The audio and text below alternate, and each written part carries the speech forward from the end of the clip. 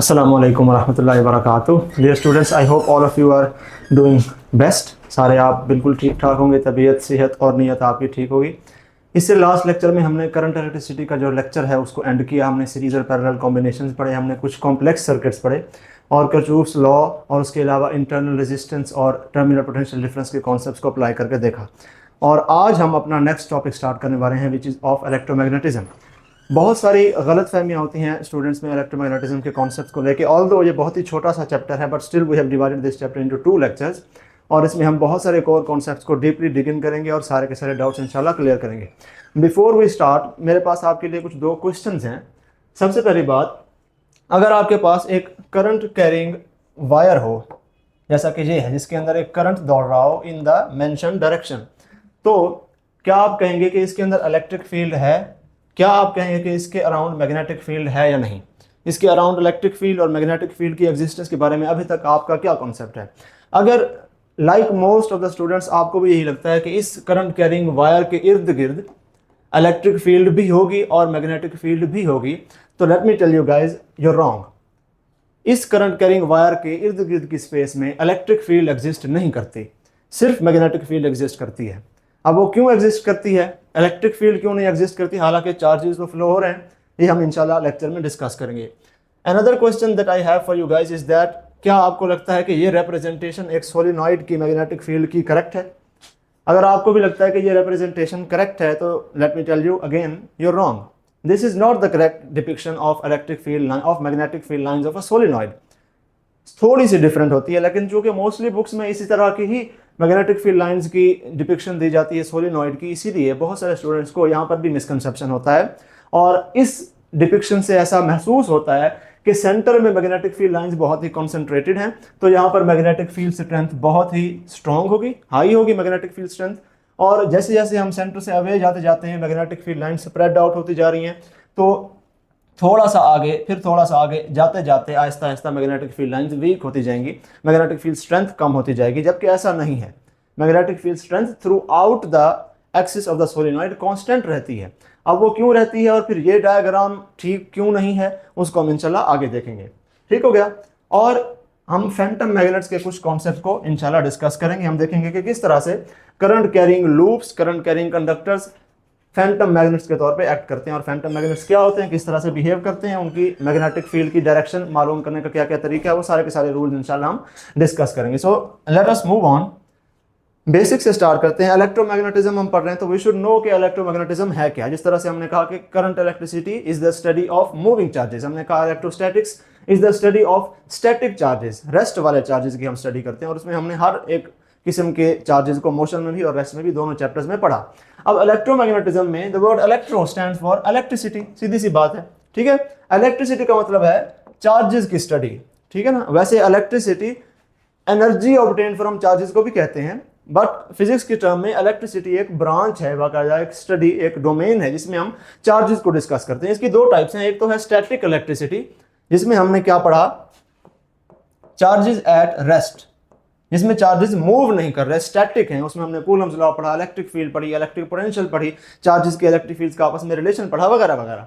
वो सारा का सारा स्टैटिक इलेक्ट्रिसिटी में या इलेक्ट्रोस्टैटिक्स में आ जाता है।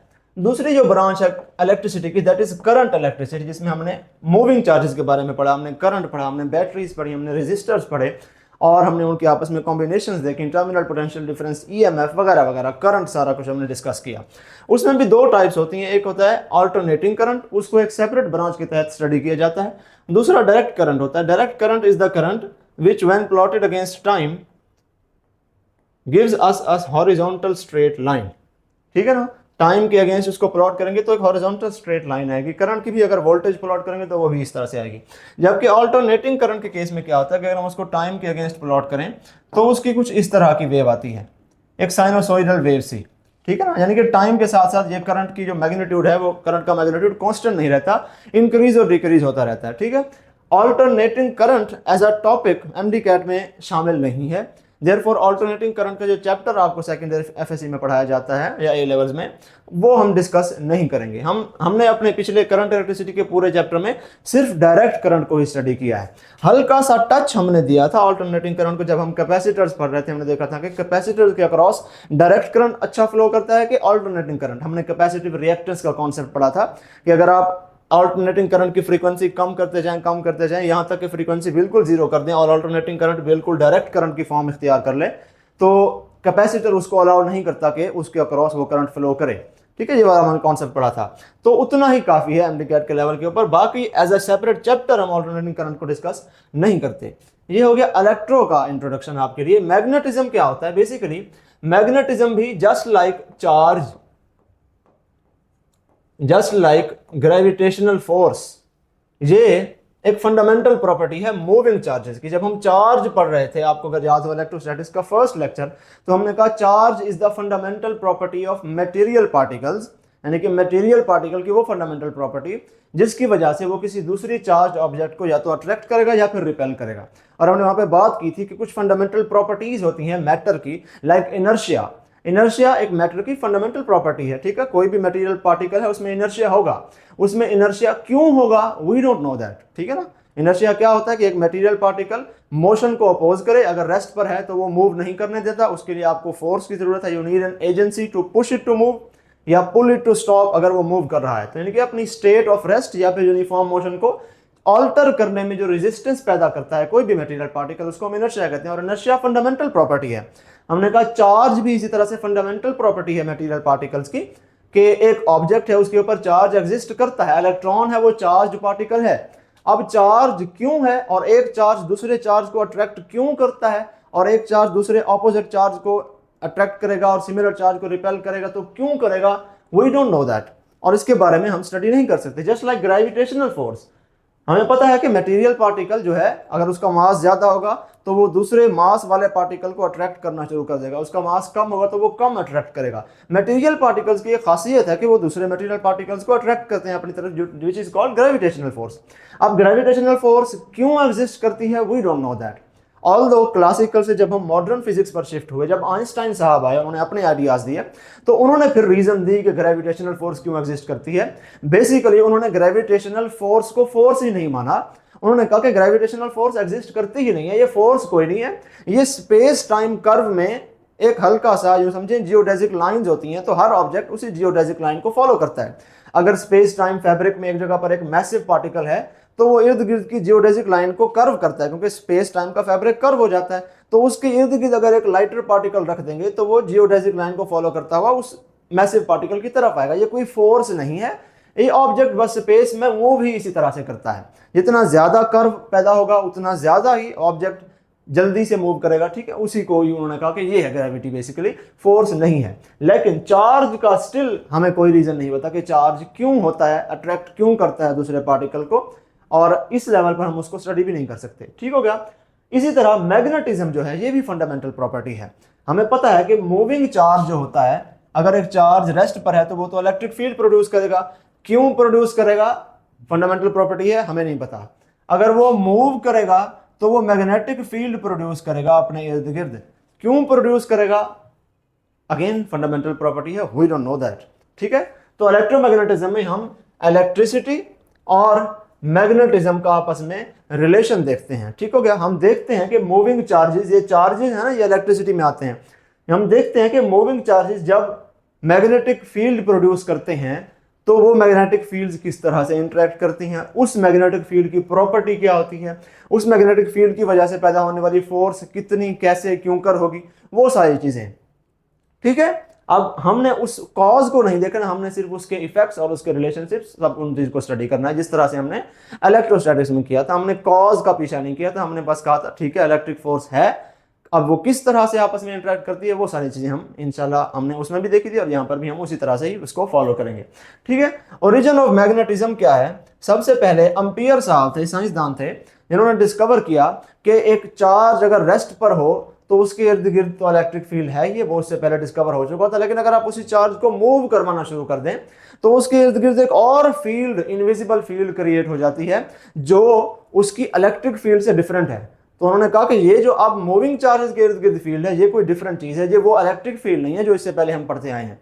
तो फिर उन्होंने उसको नाम दिया कि ये जो फील्ड है ये मैग्नेटिक फील्ड है, इस प्रॉपर्टी को कहा गया मैग्नेटिज्म। और इसी मैग्नेटिज्म को इलेक्ट्रिसिटी से रिलेट करके, चार्जेस की मोशन से रिलेट करके हम सारा आगे स्टडी करने वाले हैं। कुछ पॉइंट्स हैं, या आप नोट कर लीजिए अपने कहीं नोट्स पर या बुक के ऊपर, जो काफ़ी हाई यील्ड हैं और इन पर एमसीक्यूज अक्सर आता रहता है। सबसे पहली बात यह है कि स्टैटिक चार्ज जो है वो सिर्फ इलेक्ट्रिक फील्ड प्रोड्यूस करेगा। एक चार्ज पड़ा हुआ है यहाँ पर, रेस्ट पर है, उसकी वेलोसिटी जीरो है, मूव नहीं कर रहा relative to the surroundings. Obviously velocity relative चीज़ है, तो जब तक वो मूव नहीं कर रहा तो इलेक्ट्रिक फील्ड प्रोड्यूस होती रहेगी और कोई भी फील्ड उसके इर्द गिर्द की स्पेस में प्रोड्यूस नहीं होगी उस चार्ज की वजह से। ठीक है। दूसरी बात यह है कि अगर हम उसी चार्ज को रेस्ट से उठा के मूव करवाना शुरू कर दें विद कांस्टेंट वेलोसिटी, ठीक है ना, अगर 5 मीटर पर सेकंड के ऊपर मूव करवा रहे हैं तो मुसलसल 5 मीटर पर सेकंड ही उसकी स्पीड रखें, 5 से 10 नहीं करनी, वरना तो एक्सेलरेट हो जाएगा। 10 मीटर पर सेकंड पर मूव करें तो 10 मीटर पर सेकंड पर ही रखें, यानी कि कांस्टेंट वेलोसिटी से अगर उसको मूव करवाएं तो हम देखते हैं कि इलेक्ट्रिक फील्ड तो उसके इर्द गिर्द की स्पेस में है ही, साथ ही एक और इनविजिबल फील्ड उसके इर्द गिर्द क्रिएट हो जाती है, the field that we call magnetic field, represented by this B vector. ठीक है, यानी कि स्टैटिक चार्ज सिर्फ इलेक्ट्रिक फील्ड प्रोड्यूस करेगा, अगर वो कांस्टेंट वेलोसिटी से मूव कर रहा है तो इलेक्ट्रिक फील्ड भी प्रोड्यूस करेगा, मैग्नेटिक फील्ड भी साथ प्रोड्यूस कर देगा। ठीक है। तीसरा कॉन्सेप्ट जो है इसमें वो ये है कि अगर उसी चार्ज को आप मूव तो करवा ही रहे हैं, उसको एक्सेलरेट भी करवाना शुरू कर दें, ठीक है ना, उसकी वेलोसिटी आहिस्ता आहिस्ता बढ़ती जाए या उसकी वेलोसिटी आहिस्ता आहिस्ता कम होती जाए, तो अब वो एक्सेलरेट कर रहा है, ठीक है ना, या पॉजिटिव एक्सेलरेशन या नेगेटिव एक्सेलरेशन, या उसकी स्पीड वक्त के साथ बढ़ती जाए या उसकी स्पीड वक्त के साथ कम होती जाए, कांस्टेंट नहीं रखनी।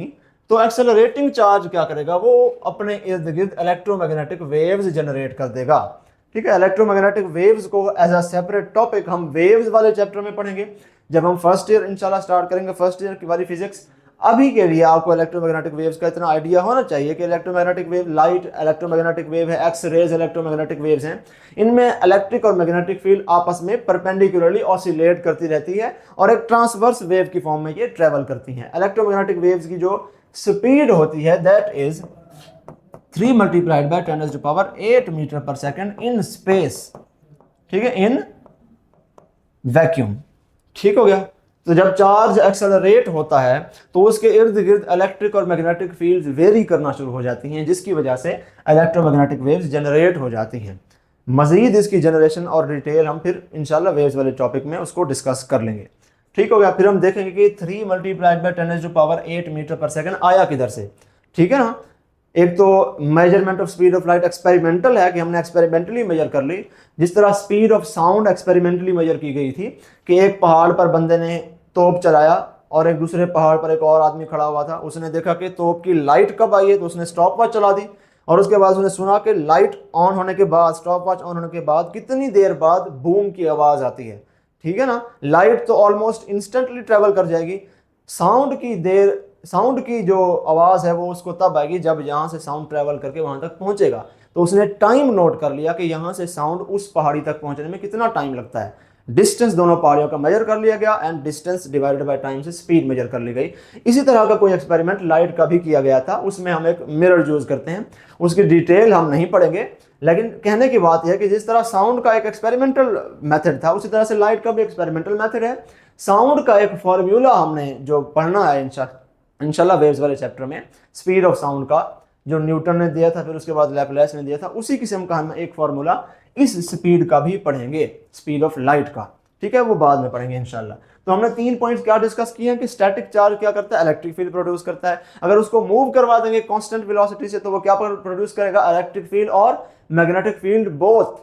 अगर उसको एक्सेलरेट करवा देंगे तो अभी भी ये इलेक्ट्रिक और मैग्नेटिक फील्ड तो प्रोड्यूस हो ही रही है, लेकिन ये इस तरह से ऑल्टरनेट कर रही है एक दूसरे के दरमियान 90 डिग्री के एंगल के ऊपर कि इलेक्ट्रोमैग्नेटिक वेव्स की प्रोडक्शन स्टार्ट होना शुरू हो गई है। हम जो घरों में एंटीना रेडियो यूज़ करते हैं, सारे के सारे जितने भी वायरलेस चीज़ें हैं, उनमें जो इलेक्ट्रोमैग्नेटिक वेव्स प्रोड्यूस की जाती हैं वो इसी तरह से चार्जेस को एक्सेलरेट करके प्रोड्यूस की जाती है। इस तरह से एंटीना होता है, उसके अंदर जो चार्जेस हैं वो एक्सेलरेट करते रहते हैं, ऊपर जाते हैं फिर नीचे आते हैं, ऊपर जाते हैं फिर नीचे आते हैं, इस तरह से वो एक्सेलरेट करते रहते हैं। स्पीड बढ़ी फिर स्पीड कम होगी, फिर स्पीड बढ़ी फिर स्पीड कम होगी, इस तरह से मुसलसल वहाँ पर ऑसिलेट करते हैं। और आपको पता है ऑसिलेटरी मोशन जो होती है, लाइक सिंपल हार्मोनिक मोशन जिस तरह से हो गई, उसमें एक्सेलरेशन प्रेजेंट होती है, ठीक है ना। तो वो चार्ज अगर ऑसिलेट कर रहा है तो मतलब उसमें एक्सेलरेशन है। उस तरह उस एंटीना के इर्द गिर्द इलेक्ट्रोमैग्नेटिक वेव्स स्प्रेड होना शुरू हो जाएंगी, जो एक दूसरा एंटीना जो है, सपोज ये दूसरा एंटीना है, वो रिसीव करेगा। उसके ऊपर जब वो इलेक्ट्रोमैग्नेटिक वेव्स आके गिरेंगी तो उसके अंदर भी चार्जेस ऑसिलेट होना शुरू हो जाएंगे। अब वो चार्जेस की ऑसिलेशन ट्रांसमिट होगी नीचे, और हम अपने जो भी सर्किट है उसमें हम देखेंगे कि चार्जेस किस तरह से ऑसिलेट हो रहे हैं, किस पैटर्न पर ऑसिलेट हो रहे हैं, तो हमें वो सिग्नल मिल जाएगा जो दूसरे एंटीना से आया था। इस तरह से हमारी वायरलेस ट्रांसमिशन होती है, वो इसी रूल के तहत होती है। ठीक हो गया। दूसरी बात, जिस तरह से इलेक्ट्रिक लाइंस ऑफ फोर्स को या इलेक्ट्रिक फील्ड लाइंस को हमने रिप्रेजेंट किया था बाय ड्रॉइंग सिंपल एरोज, और हमने देखा था कि पॉजिटिव चार्ज से वो एरो निकल रहा है, नेगेटिव चार्ज की तरफ जा रहा है, कभी क्रॉस नहीं करेगा, उनकी स्पेसिंग जो है वो डिटरमिन करेगी इलेक्ट्रिक फील्ड स्ट्रेंथ कितनी है। दूर दूर हो जाएंगी इलेक्ट्रिक फील्ड लाइंस तो मतलब वीक इलेक्ट्रिक फील्ड है, क्लोज आ जाएंगी तो मतलब स्ट्रॉन्ग इलेक्ट्रिक फील्ड है। उसी किस्म का कुछ हम यहाँ पर भी करते हैं कि मैग्नेटिक फील्ड को भी हम रिप्रेजेंट करते हैं बाय लाइंस ऑफ फोर्स। ठीक है, ये लाइंस ऑफ फोर्स जो हैं किस तरह से ओरिजिनेट करती हैं, नॉर्थ पोल से निकलती हैं, स्पेस में ट्रेवल करने के बाद ये साउथ पोल के अंदर एंटर हो जाती हैं। ठीक हो गया। अब इनकी भी सारी की सारी प्रॉपर्टीज उसी तरह से ही हैं। मैग्नेटिक लाइंस ऑफ फोर्स भी क्रॉस नहीं करेंगी एक दूसरे को, इनकी भी जो स्पेसिंग है वो डिटरमिन करेगी कि इनकी मैग्नेटिक फील्ड की स्ट्रेंथ कितनी है। अगर डायरेक्शन ऑफ मैग्नेटिक फील्ड पता लगानी है तो इसमें भी अगर कर्व्ड लाइन है तो आप कर्व्ड लाइन से टेंजेंट लेंगे, आपको डायरेक्शन पता चल जाएगी। तो वो सारी बातें मैं दोबारा रिपीट नहीं कर रहा, आपको बस ये पता होना चाहिए कि सारी की सारी प्रॉपर्टीज मैग्नेटिक फील्ड लाइंस की वैसी ही हैं जैसी इलेक्ट्रिक फील्ड लाइंस की, एक्सेप्ट अ फ्यू ये उसमें सबसे पहली जो डिफरेंस है मैग्नेटिक फील्ड लाइंस और इलेक्ट्रिक फील्ड लाइंस में वो ये है कि magnetic field lines are closed lines, ठीक है, जबकि इलेक्ट्रिक फील्ड लाइंस जो हैं वो ओपन लाइंस होती हैं। कैसे? एक पॉजिटिव चार्ज है, ये है एक नेगेटिव चार्ज, यहां से इलेक्ट्रिक फील्ड लाइन निकलेगी, इधर आके एंड हो गई, यहां से एक इलेक्ट्रिक फील्ड लाइन निकली, इधर आके एंड हो गई, यहां से एक इलेक्ट्रिक फील्ड लाइन निकली, इधर आके एंड हो गई। इसी तरह से यहां पर भी होगा, ठीक है, लाइक दिस। ठीक है, यानी कि ये लाइन जहां से स्टार्ट हुई थी वहीं पर एंड नहीं हुई, किसी दूसरे पॉइंट पर जाकर एंड हुई है। तो अब इस लाइन के दो एंड्स हो गए, एक एंड ये वाला, एक एंड ये वाला। जबकि मैग्नेटिक फील्ड लाइंस क्या करती हैं, नॉर्थ पोल से ओरिजिनेट किया, ट्रैवल करके वापस साउथ पोल में आ गई, इनसाइड द मैग्नेट अगेन वो साउथ से नॉर्थ पोल ट्रैवल करती है और फिर नॉर्थ पोल से निकल जाती है। तो ये क्लोज्ड लूप सी बन गई है मैग्नेटिक फील्ड लाइंस के केस में। ऐसा इलेक्ट्रिक फील्ड लाइंस के केस में पॉसिबल नहीं है। ठीक है, एक क्वेश्चन यहां पर आपको आता है कि direction of magnetic field lines is from which pole to which pole inside a bar magnet. और बच्चे क्या करते हैं, बच्चे कहते हैं मैग्नेटिक फील्ड लाइन को तुम्हें पता है, ये तो बहुत ही आसान क्वेश्चन आ गया, ये एक नंबर आसानी से आ गया, अब तो मैं अमेरिका टॉप कर जाऊंगा। और वो क्वेश्चन अगर north pole to south pole वाला ऑप्शन सेलेक्ट कर लेते हैं तो क्वेश्चन गलत हो जाता है और एक नंबर चला जाता है। आपने देखना है कि within the bar magnet magnetic field lines don't travel from north to south pole, they travel from south to north pole. Within the bar magnet, बाहर वो नॉर्थ टू साउथ पोल ही travel करेंगी, लेकिन within the bar magnet वो south to north pole ही travel कर रही हैं। ठीक है ना, उल्टा हो गया। तो ये बात आपने इसकी याद रखनी है। ठीक हो गया। दूसरी बात, मैग्नेटिक फील्ड लाइंस जो हैं इनसाइड द बार मैग्नेट जो हैं एग्जैक्टली पैरेलल होती हैं।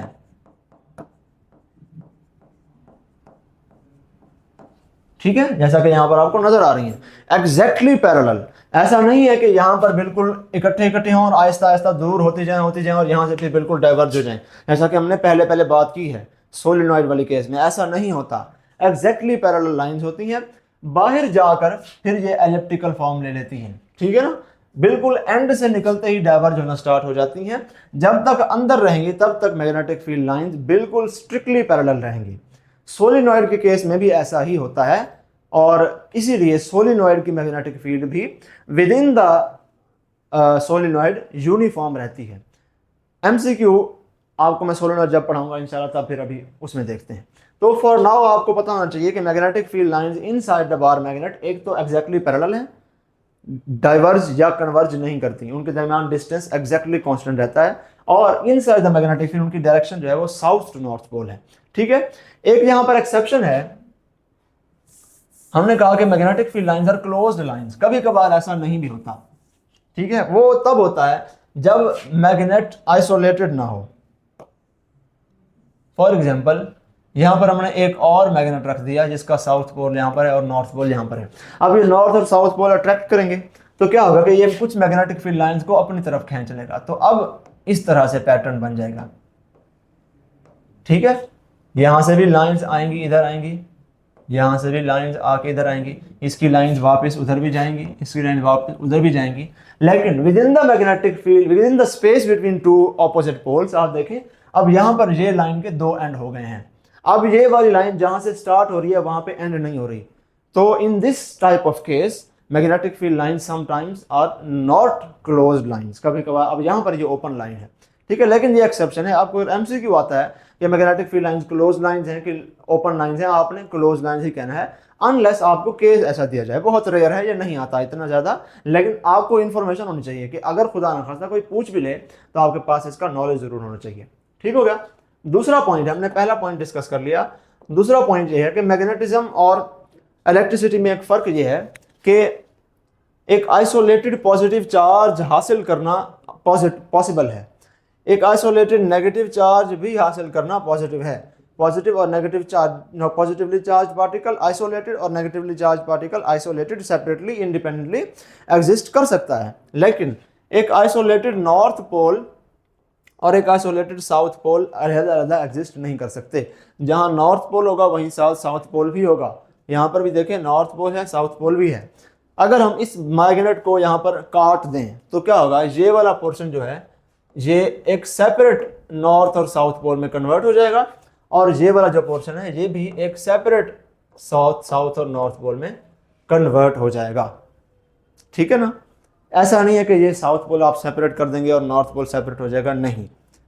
तो it is literally impossible to break a magnet into separate two poles. आप इसको फिर से तोड़ दें, ये फिर से एक नॉर्थ और एक साउथ और एक नॉर्थ और एक साउथ में कन्वर्ट हो जाएगा, फिर से तोड़ दें, फिर ऐसा होता जाएगा, मल्टीप्लाई होते जाएंगे मैग्नेट्स, लेकिन आप स्टिल कभी भी, इवन आप एटॉमिक लेवल तक भी पहुंच जाएं तो एक एटम के अंदर भी उसकी जो इलेक्ट्रॉनिक स्पिन है उसकी वजह से वो एटम भी एक छोटा सा मैग्नेटिक डाइपोल बन जाता है। उसको हम कहते हैं कि an atom acts as a magnetic dipole.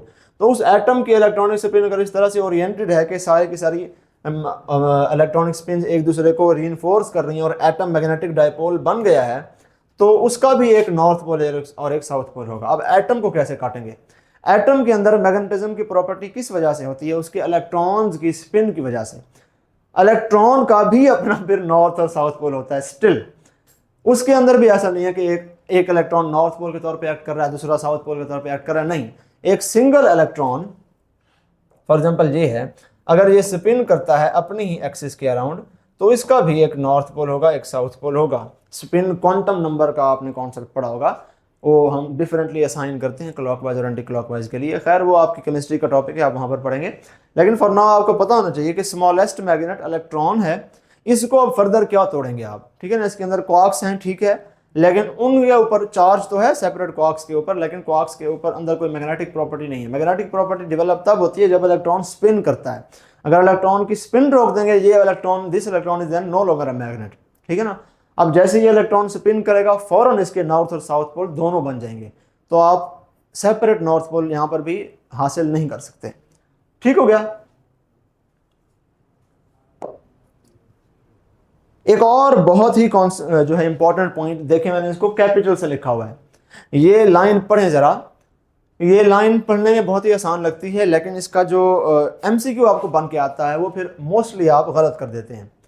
क्या लिखा हुआ है कि always similar type of fields interact with each other, यानी कि अगर इलेक्ट्रिक फील्ड है तो वो इलेक्ट्रिक फील्ड से ही इंटरेक्ट करेगी, मैग्नेटिक फील्ड है तो वो मैग्नेटिक फील्ड से ही इंटरेक्ट करेगी, ग्रेविटेशनल फील्ड है तो वो ग्रेविटेशनल फील्ड से ही अट्रैक्ट करेगी। ज़मीन किसी चार्ज को अट्रैक्ट या रिपेल इस वजह से नहीं कर सकती कि ज़मीन की ग्रेविटी चार्ज की इलेक्ट्रिक फील्ड से इंटरेक्ट कर गई, ऐसा पॉसिबल नहीं है, ठीक है ना। हाँ, उस चार्ज पार्टिकल का मास होगा जिसकी वजह से ग्रेविटी नहीं, क्योंकि मास वाले पार्टिकल्स को अट्रैक्ट करती है तो इस वजह से अट्रैक्ट करेगी, लेकिन ग्रेविटी कभी भी चार्ज पार्टिकल की इलेक्ट्रिक फील्ड की वजह से उसको अट्रैक्ट नहीं कर सकती। इसी तरह से एक मैग्नेट कभी भी एक ऐसे चार्ज को अट्रैक्ट नहीं कर सकता जिसकी सिर्फ इलेक्ट्रिक फील्ड हो। हाँ, अगर मूविंग चार्ज है तो उस मूविंग चार्ज की भी मैग्नेटिक फील्ड होगी, तो फिर वो मैग्नेट भी उस चार्ज को अट्रैक्ट या रिपेल करेगा डिपेंडिंग अपॉन डायरेक्शन, क्योंकि अब उस मूविंग चार्ज के पास भी अपनी एक मैग्नेटिक फील्ड है, ठीक है। अब ये क्वेश्चन जरा सॉल्व करें इसी कॉन्सेप्ट को यूज करके। क्वेश्चन है, a current carrying wire is brought closer to a charge metallic sphere. ये करंट कैरिंग वायर है, ये डायरेक्शन ऑफ करंट आपको दे दी गई है, एक मेटेलिक स्फीयर है, इसके ऊपर चार्ज है Q, ठीक है। ये मेटेलिक स्फीयर अपनी जगह पर रखी हुई है, तो अगर इन दोनों को करीब लाया जाए तो क्या ये वायर इस चार्ज स्फीयर को अट्रैक्ट या रिपेल कर पाएगी या नहीं करेगी, ठीक है। तो उसका जवाब है no, it will not attract और repel this metallic charge sphere. उसकी वजह यह है कि इस करंट कैरिंग कंडक्टर के अंदर ये जो आपको फील्ड नजर आ रही है, ये डायरेक्शन भी मैंने बना दी है, साथ ही ये जो येलो कलर की सेमी सर्कल्स हैं यहाँ पर, कॉन्सेंट्रिक सर्कल्स हैं, ये क्या है, ये मैग्नेटिक फील्ड की डायरेक्शन को शो कर रहे हैं due to this current carrying conductor, ठीक है ना। उसके अंदर चार्जेस मूव कर रहे हैं, तो moving charges produce magnetic field, ठीक है ना। इस करंट कैरिंग कंडक्टर की कोई इलेक्ट्रिक फील्ड नहीं है, इसीलिए ये करंट कैरिंग कंडक्टर इस चार्ज स्फीयर को अट्रैक्ट या रिपेल नहीं कर सकता, क्योंकि एक चार्ज स्फीयर के पास कौन सी फील्ड है, इलेक्ट्रिक फील्ड है। इसको अट्रैक्ट या रिपेल करने के लिए हमें एक और ऐसी चीज़ लेके आनी पड़ेगी इसके करीब जिसके पास इलेक्ट्रिक फील्ड हो, और ये वायर भी उस चीज़ को अट्रैक्ट करेगी या रिपेल करेगी जिसके पास अपनी मैग्नेटिक फील्ड हो। तो चूंकि दोनों की फील्ड सिमिलर नहीं है, इसकी इलेक्ट्रिक फील्ड है, उसकी मैग्नेटिक फील्ड है, तो ये दोनों आपस में एक दूसरे को अट्रैक्ट या रिपेल नहीं कर सकते, इट इज़ नॉट पॉसिबल, ठीक है ना। तो ये हमने इस कॉन्सेप्ट की एप्लीकेशन पढ़ी। तो अगर ये कॉन्सेप्ट आपको नहीं पता तो most probably almost 90+% of the cases आप इस क्वेश्चन को हमेशा गलत ही सॉल्व करते हैं। तो अभी इसको सॉल्व अपने पास नोट कर लीजिए इस कॉन्सेप्ट को, कि हमेशा same types of fields interact करती हैं। अब सवाल यह है कि हमने कहा कि एक वायर है जिसके अंदर चार्जेस मूव कर रहे हैं, ठीक है ना, ये चार्जेस की डायरेक्शन है, और इसके अराउंड हमने इलेक्ट्रिक फील्ड बना दी इस तरह से, मैग्नेटिक फील्ड सॉरी, और हमने कहा कि सिर्फ मैग्नेटिक फील्ड ही एग्जिस्ट करती है यहाँ पे, there is no electric field. जबकि हमने इसी लेक्चर के शुरू में दूसरी स्लाइड में पढ़ा कि मूविंग चार्जेस जब होते हैं, अगर वो कांस्टेंट स्पीड से मूव कर रहे हैं तो उनके अंदर इलेक्ट्रिक और मैग्नेटिक फील्ड्स दोनों होती हैं। तो आप कहेंगे सर यहाँ पर क्या प्रॉब्लम होगी, यहाँ पर भी तो मूविंग चार्जेस हैं, अगर करंट कांस्टेंट है तो इसका मतलब है ये चार्जेस कांस्टेंट स्पीड से मूव कर रहे हैं, तो इलेक्ट्रिक फील्ड भी प्रोड्यूस होनी चाहिए, मैग्नेटिक फील्ड अगर प्रोड्यूस कर दी है तो उसका जवाब ये है कि let's assume for a second कि इस वायर के अंदर कोई करंट नहीं है, ठीक है ना, देयर इज नो करंट, तो क्या होगा, मैग्नेटिक फील्ड नहीं होगी, ठीक है। क्या अभी इसी वायर के अंदर चार्जेस हैं, जी हाँ हैं, बिल्कुल हैं, 1 2 3 4 5 6 मैंने पॉजिटिव चार्ज बना दिए सपोज इस सेगमेंट के अंदर। नेगेटिव चार्जेस कितने होंगे, 1 2 3 4 5 6 उतने ही होंगे, और ये दोनों आपस में एक दूसरे को बैलेंस आउट करके रखे हुए हैं, तो इसलिए ओवरऑल इस वायर के ऊपर कोई नेट चार्ज नहीं है, ठीक है, कोई नेट चार्ज नहीं है ना। इसके बरक्स अगर एक आइसोलेटेड पॉजिटिव चार्ज यहां पे रखा हुआ है तो इसकी तो इलेक्ट्रिक फील्ड है, क्या इस वायर की इलेक्ट्रिक फील्ड है इस कंडीशन में, नहीं है, क्योंकि उसके ऊपर कोई नेट चार्ज ही नहीं है। अगर इस वायर के कुछ इलेक्ट्रॉन निकाल लें या कुछ इलेक्ट्रॉन दे दें, इसके ऊपर नेट पॉजिटिव या नेगेटिव चार्ज आ जाए, तो फिर इस वायर के अंदर इलेक्ट्रिक फील्ड, इसकी वजह से इसके इर्द गिर्द इलेक्ट्रिक फील्ड प्रोड्यूस हो जाएगी। अगर करंट नहीं भी है तब भी इलेक्ट्रिक फील्ड इसमें प्रोड्यूस हो जाएगी ना। लेकिन राइट नाउ जबकि इसके पॉजिटिव और नेगेटिव चार्जेस बैलेंस्ड हैं, इसके ऊपर कोई नेट चार्ज नहीं है, तो there will be no electric field. अब इस चार्ज को मूव करवाएं जरा, अगर इस चार्ज को हम वेलोसिटी v से मूव करवाते हैं, कांस्टेंट वेलोसिटी से, तो अब इसकी वो इलेक्ट्रिक फील्ड तो ऑलरेडी है जो इसकी इनेट प्रॉपर्टी थी, इसकी मोशन की वजह से इसके इर्द गिर्द मैग्नेटिक फील्ड भी प्रोड्यूस होना शुरू हो गई है, राइट। अब यहां पर कोई नेट चार्ज था ही नहीं, तो इसलिए जब हमने यहां पर करंट दौड़ाया तो क्या हुआ कि जो फ्री चार्जेस थे वो तो मूव करने लग गए, लेकिन नेट चार्ज ओवरऑल था ही नहीं जिसकी इलेक्ट्रिक फील्ड हो। तो इसीलिए जब मोशन हुई है तो सिर्फ मोशन की वजह से मैग्नेटिक फील्ड तो प्रोड्यूस हो गई है, लेकिन चूंकि there was no net charge, ये पूरी की पूरी वायर जो है ये अभी भी इलेक्ट्रिकली न्यूट्रल ही है, चार्ज नहीं है, ठीक है ना। इलेक्ट्रिक फील्ड जनरेट करवाने के लिए इलेक्ट्रिकली न्यूट्रल नहीं होना चाहिए, इसके ऊपर कोई नेट पॉजिटिव या नेट नेगेटिव चार्ज होना चाहिए, जो कि नहीं है इसके ऊपर। इसीलिए there will be no electric field produced by this current carrying wire. तो ये बात लिख लें कहीं पर, current carrying wires produce magnetic field only, they don't produce electric field.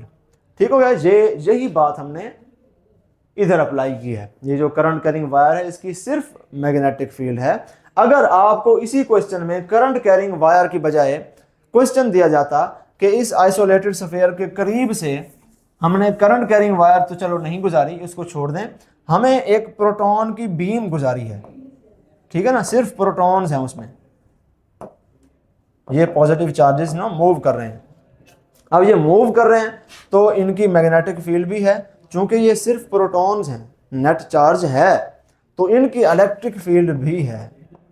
अब ये दोनों एक दूसरे को रिपेल करेंगे क्योंकि पॉजिटिव और पॉजिटिव चार्ज है, इसकी पॉजिटिव इलेक्ट्रिक फील्ड है, उसकी भी पॉजिटिव इलेक्ट्रिक फील्ड है। अब इंटरेक्शन हो जाएगा, ठीक है ना।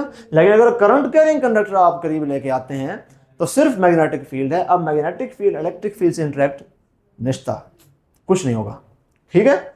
ये काम की बात है, इसको कहीं पर लिख लीजिए। आगे चलते हैं। मैग्नेटिक फील्ड अराउंड अ स्ट्रेट करंट कैरिंग कंडक्टर। अगर आपके पास एक स्ट्रेट करंट कैरिंग कंडक्टर है, जैसा कि हमने अभी पीछे भी देखा है, तो वायर है सिंपली, उसकी मैग्नेटिक फील्ड किस तरह की होती है, उसकी डायरेक्शन कैसे मालूम करते हैं वो हम देखते हैं। Magnetic field around a straight current carrying conductor is in the form of concentric circular field lines, ठीक है ना। कंसेंट्रिक सर्कुलर फील्ड लाइंस का मतलब है कि अगर ये एक सर्कल है, इसका सेंटर है ये, इसी सेंटर पे प्रकार रख के आप प्रकार थोड़ी सी खोल के एक बड़ा सर्कल इसके बाहर बना दें तो वो इस तरह से बनेगा। तो अब ये सर्कल ए है, ये सर्कल बी है, दोनों का सेंटर यही ओ ही है। तो ये दोनों जो सर्कल्स हैं ये कंसेंट्रिक सर्कल्स कहलाएंगे, इनका सेंटर सेम है। इसके बरक्स होते हैं इसेंट्रिक सर्कल्स, या आप एक्सेंट्रिक भी कह सकते हैं, जिनके सेंटर्स डिफरेंट हैं। फॉर एग्जांपल, अगर ये एक सर्कल है, इसका सेंटर है ओ, ये सर्कल ए है, एक और सर्कल है बी, अब ये उससे बड़ा तो है लेकिन इसका सेंटर यहाँ पे है, इसका सेंटर है सी, सर्कल का नाम चलो डी रख दें। अब इन दोनों के सेंटर्स सेम पॉइंट पर कोइंसाइड नहीं करते, तो ये एक्सेंट्रिक सर्कल्स हैं या इसेंट्रिक सर्कल्स हैं, whatever you like to call it, ठीक है। इसीलिए इंग्लिश आपने पढ़ी हुई है, आपको पता है एक्सेंट्रिक का मतलब क्या है, पागल। इंग्लिश की किताब में आप पढ़ते हैं बटन बटन वाले चैप्टर में, वर्ड एक्सेंट्रिक आपने पढ़ा होगा, उसका मतलब है पागल। उसका मतलब यही है कि वो सेंटर से ऑफ है, हिला हुआ, जिसको हम नॉर्मल जबान में कहते हैं ना, तो वो जो वर्ड है वो यहीं से डिराइव हुआ है। बेसिकली एक्सेंट्रिक सर्कल्स ऐसे हैं जिनके सेंटर हिले हुए हैं, एक ही जगह पे नहीं है। तो अगर कोई शख्स एक्सेंट्रिक है और पागल है तो आप उसको ये सर्कल बना के इसकी तस्वीर खींच के मैसेज कर दें कि भाईजान आप ये हो, जियान है आप, जियान है आप कहने का दूसरा तरीका ये है, उसको आप ये सेंड करें तो वो समझता रहेगा कि पता नहीं इस शख्स ने मुझे क्या कह दिया, तो आप उसको पागल भी कह देंगे और उसको पता भी नहीं चलेगा, ठीक है। कर नहीं देना ये काम। अच्छा जी, अब हम देखते हैं कि ठीक है, eccentric concentric circular field lines होती हैं एक करंट कैरिंग कंडक्टर के इर्द गिर्द। एक इस तरह से लाइन होगी, इसके बाहर एक और भी लाइन होगी। यहाँ पर हमने सिर्फ एक एक बनाई हुई है for the sake of simplicity, लेकिन कंसेंट्रिक बहुत सारी लाइंस होती हैं करंट कैरिंग कंडक्टर के अक्रॉस। अगर इस तरह से करंट कैरिंग कंडक्टर है तो इस इर्द गिर्द एक लाइन होगी और उसके विरुद्ध एक बहुत बड़ी लाइन होगी, फिर एक बहुत बड़ी सर्कुलर लाइन होगी, ऐसे बड़े बड़े सर्कल फैलते जाएंगे, ठीक है। अब डायरेक्शन उनकी क्लॉकवाइज होगी कि एंटी क्लॉकवाइज, ये डिपेंड करता है कि करंट की डायरेक्शन किस तरफ है, ठीक है। तो हम क्या करते हैं, हम राइट हैंड रूल यूज करते हैं। कन्वेंशनल करंट की डायरेक्शन में हम अपना थंब रखेंगे जैसा कि यहाँ पर है, तो हमारी राइट हैंड की कर्लिंग फिंगर्स हमें बताएंगी डायरेक्शन ऑफ मैग्नेटिक फील्ड। इस केस में करंट ऊपर जा रहा है तो डायरेक्शन ऑफ मैग्नेटिक फील्ड क्या है, इस तरफ है। अगर ऑब्जर्वर यहां से इसको देखे, यहां पर ये ऑब्जर्वर है अगर सपोज, तो उसको ऊपर से ये किस तरह से नजर आएगा, एंटी क्लॉकवाइज, ठीक है ना, ACW में लिख रहा हूं एंटी क्लॉकवाइज के तौर पे, ठीक है। तो इस तरह से हम direction of magnetic field due to a straight current carrying conductor निकाल सकते हैं। तो अब ये लोगों को पता कैसे चला कि electric field, magnetic field lines इस तरह से होती हैं स्ट्रेट करंट कैरिंग कंडक्टर के लिए। तो उसके लिए ये एक्सपेरिमेंट किया गया। ये कार्डबोर्ड है, एक कार्डबोर्ड में सुराख करके एक करंट कैरिंग कंडक्टर उसके अंदर से गुजार दिया, ठीक है। अब इस करंट कैरिंग कंडक्टर में करंट की डायरेक्शन, ये बैटरी देखें ऊपर की तरफ है, ये हमने उसकी डायरेक्शन लेबल कर दी। अब इस कार्डबोर्ड के ऊपर एक कंपास रखा, यहाँ पर कंपास का एक नॉर्थ पोल होता है, एक साउथ पोल होता है। तो कंपास क्या करता है, वो मैग्नेटिक फील्ड के अलोंग अपने आप को अलाइन कर लेता है, अर्थ की मैग्नेटिक फील्ड के मुताबिक भी अलाइन कर लेता है। अगर उसको हम इसके करीब रखेंगे तो वो इसकी मैग्नेटिक फील्ड के अलोंग अपने आप को अरेंज कर लेगा। तो अगर हमने यहाँ पर रखा एक कंपास, तो उसकी डायरेक्शन हमने देखी, नॉर्थ पोल उसका इस तरफ पॉइंट कर रहा था। फिर हमने क्या किया, वो कंपास उठा के इधर रख दिया, तो उसकी हमने देखी सुई की डायरेक्शन इस तरफ थी। फिर इधर रख दिया, उसकी डायरेक्शन सुई की इस तरफ हो गई, फिर इस तरफ हो गई, फिर इस तरफ हो गई। तो हमने इन सारी जो पोजीशंस हैं इनको एक लाइन से जोड़ दिया, तो हमें पता चला कि एक सर्कल सा बन जाता है मैग्नेटिक फील्ड लाइन की डायरेक्शन, इसीलिए सर्कुलर है एक स्ट्रेट करंट कैरिंग कंडक्टर के अलोंग। अब सर्कुलर क्लॉकवाइज है कि एंटी क्लॉकवाइज है, वो भी हमें कंपास की डायरेक्शन ही बताएगी। इस केस में भी कंपास की डायरेक्शन क्या है, एंटी क्लॉकवाइज, जो हमारे राइट हैंड रूल के मुताबिक ठीक है। ठीक हो गया। अगर एक बात काम की रखनी है, हमेशा कन्वेंशनल करंट को ही आपने देखना है अपने थंब को अलाइन करने के लिए राइट हैंड के। अगर आप इलेक्ट्रॉनिक करंट यूज करते हैं तो फिर आप क्या करें, फिर आप लेफ्ट हैंड रूल यूज कर लें। इस केस में conventional current IC is upward, electronic current IE is downward. तो अगर मैं इलेक्ट्रॉनिक करंट के मुताबिक मालूम करना चाहूंगा तो मैं अपने लेफ्ट हैंड को फिर यूज करूंगा along the direction of current. तो अगेन किस तरफ मेरी फिंगर्स कर्ल हो रही हैं, एंटी क्लॉकवाइज, ऊपर से देखने के ऊपर। ठीक हो गया। So this is the way. अब ampere circuital law, as such ampere circuital law आपके सिलेबस में शामिल नहीं है, इसलिए अगेन जिस तरह हम ऑलरेडी कहते हैं कि डेरिवेशन हम नहीं करेंगे, क्योंकि डेरिवेशन जरूरी नहीं है, आपके लिए फार्मूला जरूरी है और उस फार्मूले को यूज करना आना चाहिए कि कहाँ पर कौन सा फार्मूला किस तरह से यूज होगा, कहाँ कहाँ नहीं करना।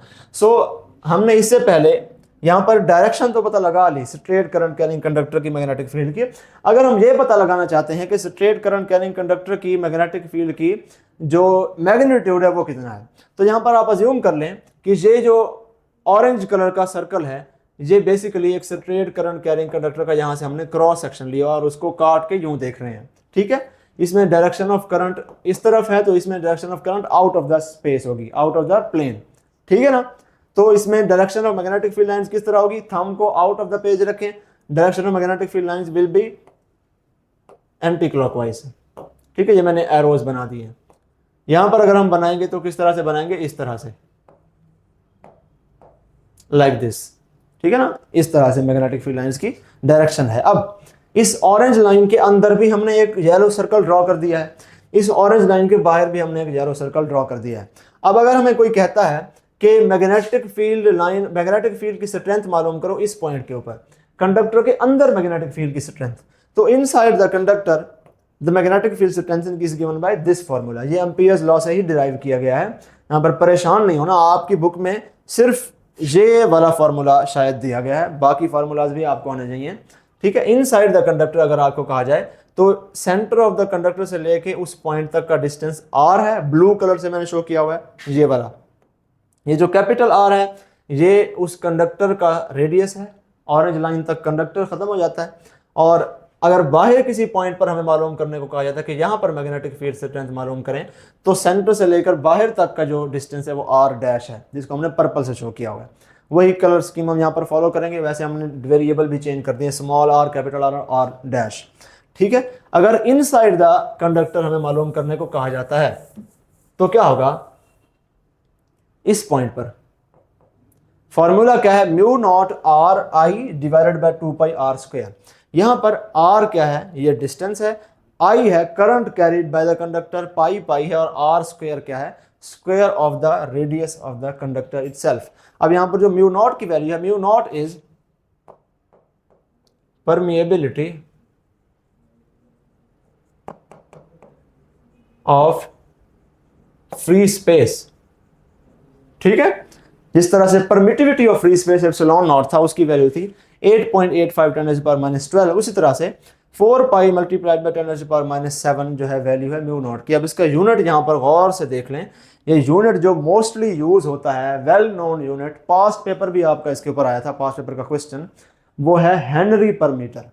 ठीक है ना, ये यूनिट आपकी बुक में लिखा तो हुआ है वेबर पर मीटर पर ampere, but this is not practically used. Practically the unit used is Henry पर मीटर। इसी तरह से एप्सिलॉन नॉट का यूनिट आपकी बुक में जो लिखा है बड़ा अजीब सा, कॉलम स्क्वायर पर न्यूटन पर स्क्वायर मीटर, ये भी कोई यूज नहीं करता।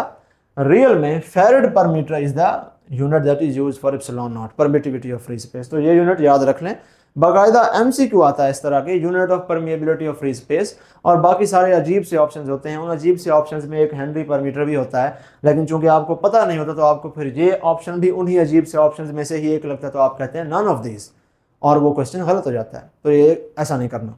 ठीक हो गया, ये वैल्यूज आपने याद करनी और ये फार्मूला याद करना है। अब सपोज हम सेंटर से आगे जाते जाएं तो ये आर की वैल्यू बढ़ती जाएगी। ठीक है ना, इस पॉइंट से सेंटर से अवे जाते जाएं टूवर्ड्स द, ये अगर कंडक्टर है, ये अगर कंडक्टर है, हम कंडक्टर के अंदर यहाँ पर किसी पॉइंट पर हैं और दूर जाते जाएं सरफेस की तरफ, सरफेस ऑफ द कंडक्टर के ऊपर, तो ये आर क्या होगा, बढ़ता जाएगा। आर बढ़ता जाएगा, मैग्नेटिक फील्ड स्ट्रेंथ भी बढ़ती जाएगी। यानी कि सेंटर ऑफ द कंडक्टर के ऊपर क्या है, मैग्नेटिक फील्ड स्ट्रेंथ वीकर है। जैसे जैसे आप सरफेस के ऊपर जाते जाएंगे मैक्सिमम होगी सरफेस के ऊपर जाके मैग्नेटिक फील्ड स्ट्रेंथ। ठीक है, ये बात याद रखनी है। अब सरफेस के ऊपर जाके क्या हो जाएगा, जब आप सरफेस के ऊपर पहुंचेंगे तो ये distance R radius of the conductor के बराबर हो जाएगा। तो at the surface this R will be now equal to capital R. तो इस आर की जगह आपने कैपिटल आर लिख देना है। तो ये फार्मूला किस तरह से बन जाएगा, mu nought R I divided by 2 pi R square.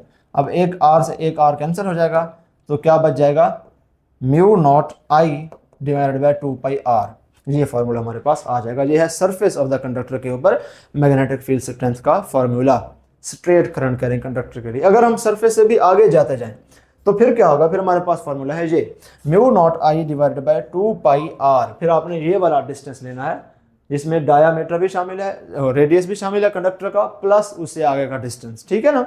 Most often हम क्या करते हैं, हम फॉर एग्जांपल आपको कहा जाता है कि ये एक वायर है जिसके अंदर करंट आई है और आप इस वायर से यहाँ पर इस पॉइंट पर मैग्नेटिक फील्ड स्ट्रेंथ मालूम करें, और इस वायर से यहाँ तक का जो डिस्टेंस है वो आपको दिया जाता है सपोज 100 मीटर्स।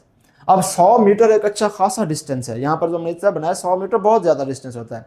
तो फिर आप इस फॉर्मूले में mu nought I divided by 2 pi R जो है, इस आर की जगह सिर्फ ये 100 मीटर ही पुट कर देते हैं। ठीक है ना, कि उस वायर से लेकर उस डिस्टेंस का फार्मूला, उस डिस्टेंस तक, उस पॉइंट तक का डिस्टेंस जहाँ पर हमने मालूम करनी है। फिर आप ये अंदर वाले इस रेडियस को इग्नोर कर देते हैं। क्यों? क्योंकि बहुत ही पतली वायर है, नेग्लिजिबल है। ठीक है ना, वरना अदरवाइज असूल तो यही है कि आप क्या करें, आप इस फॉर्मूले को इसी तरह से लिखें कि mu nought N I divided by 2 pi R dash होगा, तो वो आर प्लस आर होगा। ठीक है ना, आर एन मैं इसको लिख रहा हूँ, यानी कि रेडियस ये आर है प्लस सरफेस से जो फार्मूला है डिस्टेंस है वो आर एन है। अगर तो आप उन दोनों का सम यहाँ पर पुट करते हैं असूलन, अगर बहुत ही क्लोज आप ले रहे हैं, कंडक्टर अगर बहुत ही मोटा सा है तो। लेकिन हमारे जो क्वेश्चन आते हैं उसमें हम ये काम नहीं करते, हम डायरेक्टली उस वायर से डिस्टेंस ही पुट कर देते हैं यहाँ पे, क्योंकि ये जो आर है दिस इज नेग्लिजिबल, रेडियस जो है इसका वो नेग्लिजिबल है। डिस्टेंस इतना दूर है, उसके मुकाबले में 100 मीटर की वायर है, 100 मीटर का डिस्टेंस है, और अगर सपोज ये 2 सेंटीमीटर मोटी वायर है तो उस 2 सेंटीमीटर को क्या ही लिखेंगे आप यहाँ पे, इतना कोई इससे फर्क नहीं पड़ना।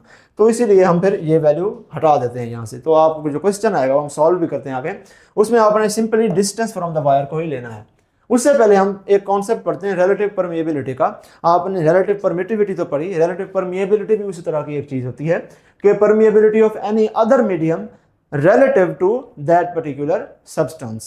तो क्या होगा, mu R relative permittivity will be equal to permeability of the medium divided by permeability of the free space। जिस तरह से permittivity of free space electrostatics में हमने पढ़ा था, वैसा ही केस है यहाँ पर भी। ठीक है, अब जो फेरोमैग्नेटिक सब्सटेंसेस होते हैं जो अच्छे मैग्नेटाइज हो जाते हैं उनके लिए ये relative permeability is very higher than 1। ठीक है, अगर कोई पैरामैग्नेटिक सब्सटेंस है जो फेरोमैग्नेटिक सब्सटेंस जितना स्ट्रॉन्ग तो नहीं है लेकिन उससे कम मैग्नेटिक फील्ड को अलाउ करता है, तो उस केस में relative permeability is greater than 1 but not that great. यहाँ पर हमने 2 ग्रेटर देन के साइन लगाए, मतलब 1 से बहुत ज़्यादा है। ये 1 से ज़्यादा तो होती है लेकिन इतनी ज़्यादा नहीं होती जितनी फेरोमैग्नेटिक की होती है। अगर कोई डायमैग्नेटिक सब्सटेंस है, बिल्कुल ही मैग्नेटिक फील्ड को रिस्पॉन्ड नहीं करता, तो उस केस में relative permeability will be lesser than 1। ठीक है, अब एक जो डिफरेंस है यहाँ पर आ जाता है रिलेटिव परमिटिविटी और रिलेटिव परमिएबिलिटी के केस में। वहाँ पर हमने पढ़ा था कि रिलेटिव परमिटिविटी जो है वो जितनी ज़्यादा हाई हो, एप्सिलॉन आर जितना ज़्यादा हाई हो, तो हमने देखा था कि इलेक्ट्रिक फोर्स भी उतनी कम होती थी, मैग्नेटिक फील्ड भी उतनी कम होती थी, और इलेक्ट्रिक पोटेंशियल भी उतनी कम हो जाती थी, मीडियम वाली, FM, EM और VM मैं लिख रहा हूँ। ठीक है ना, क्योंकि इन सारे फार्मूलाज में क्या होता था, फोर्स का क्या फार्मूला होता था, Q1 Q2 divided by 4 pi epsilon nought epsilon R multiplied by R का स्क्वायर। ये है force in any medium.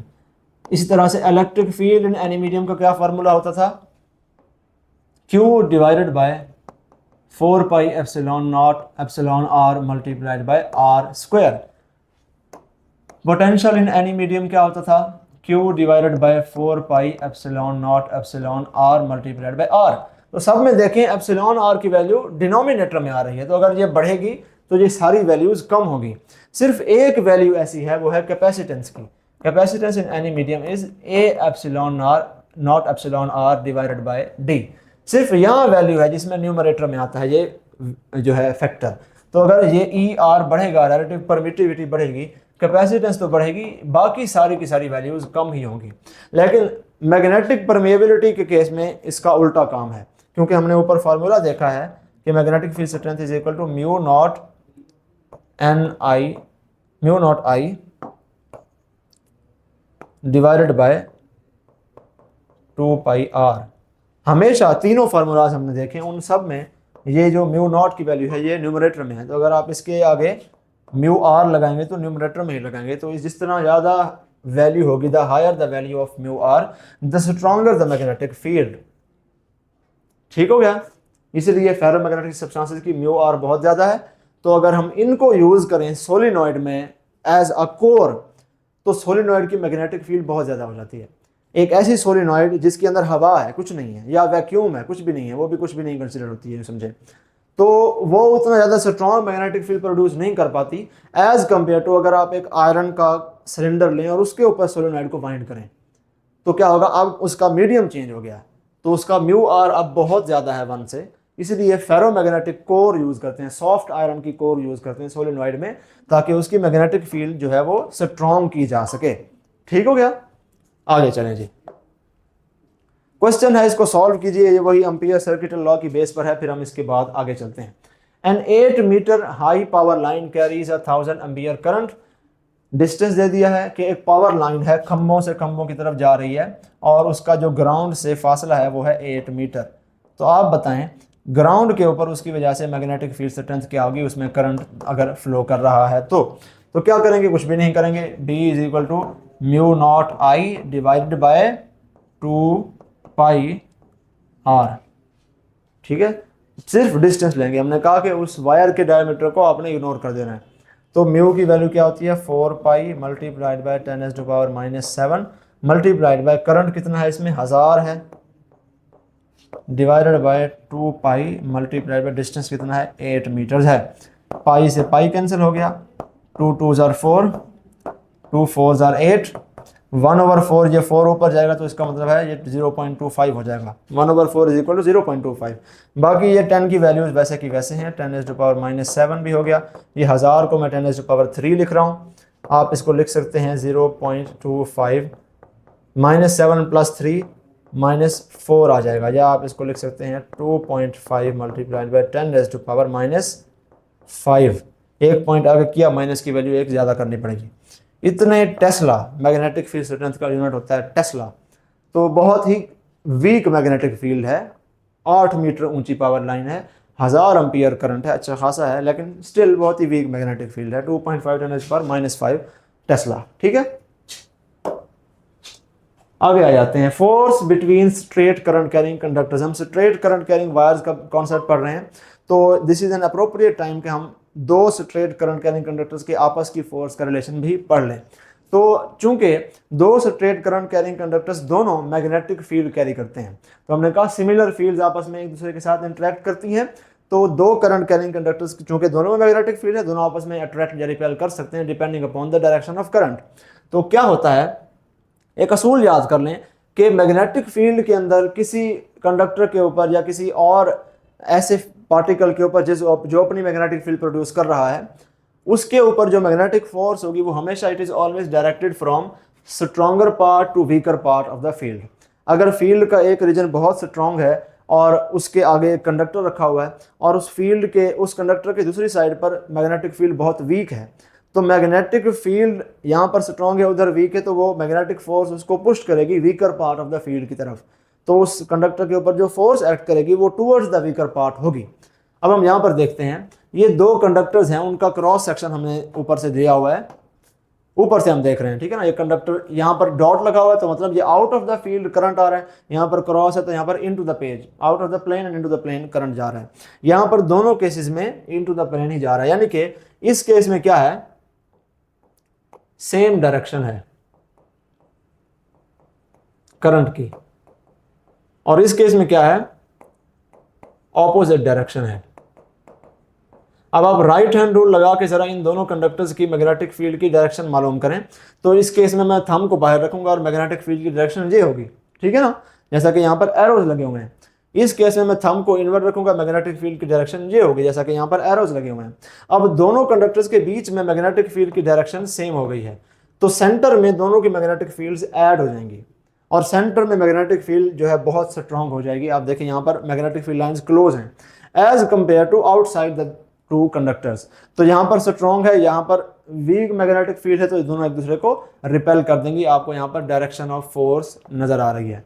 So if the current is in the same direction the conductors will repel each other.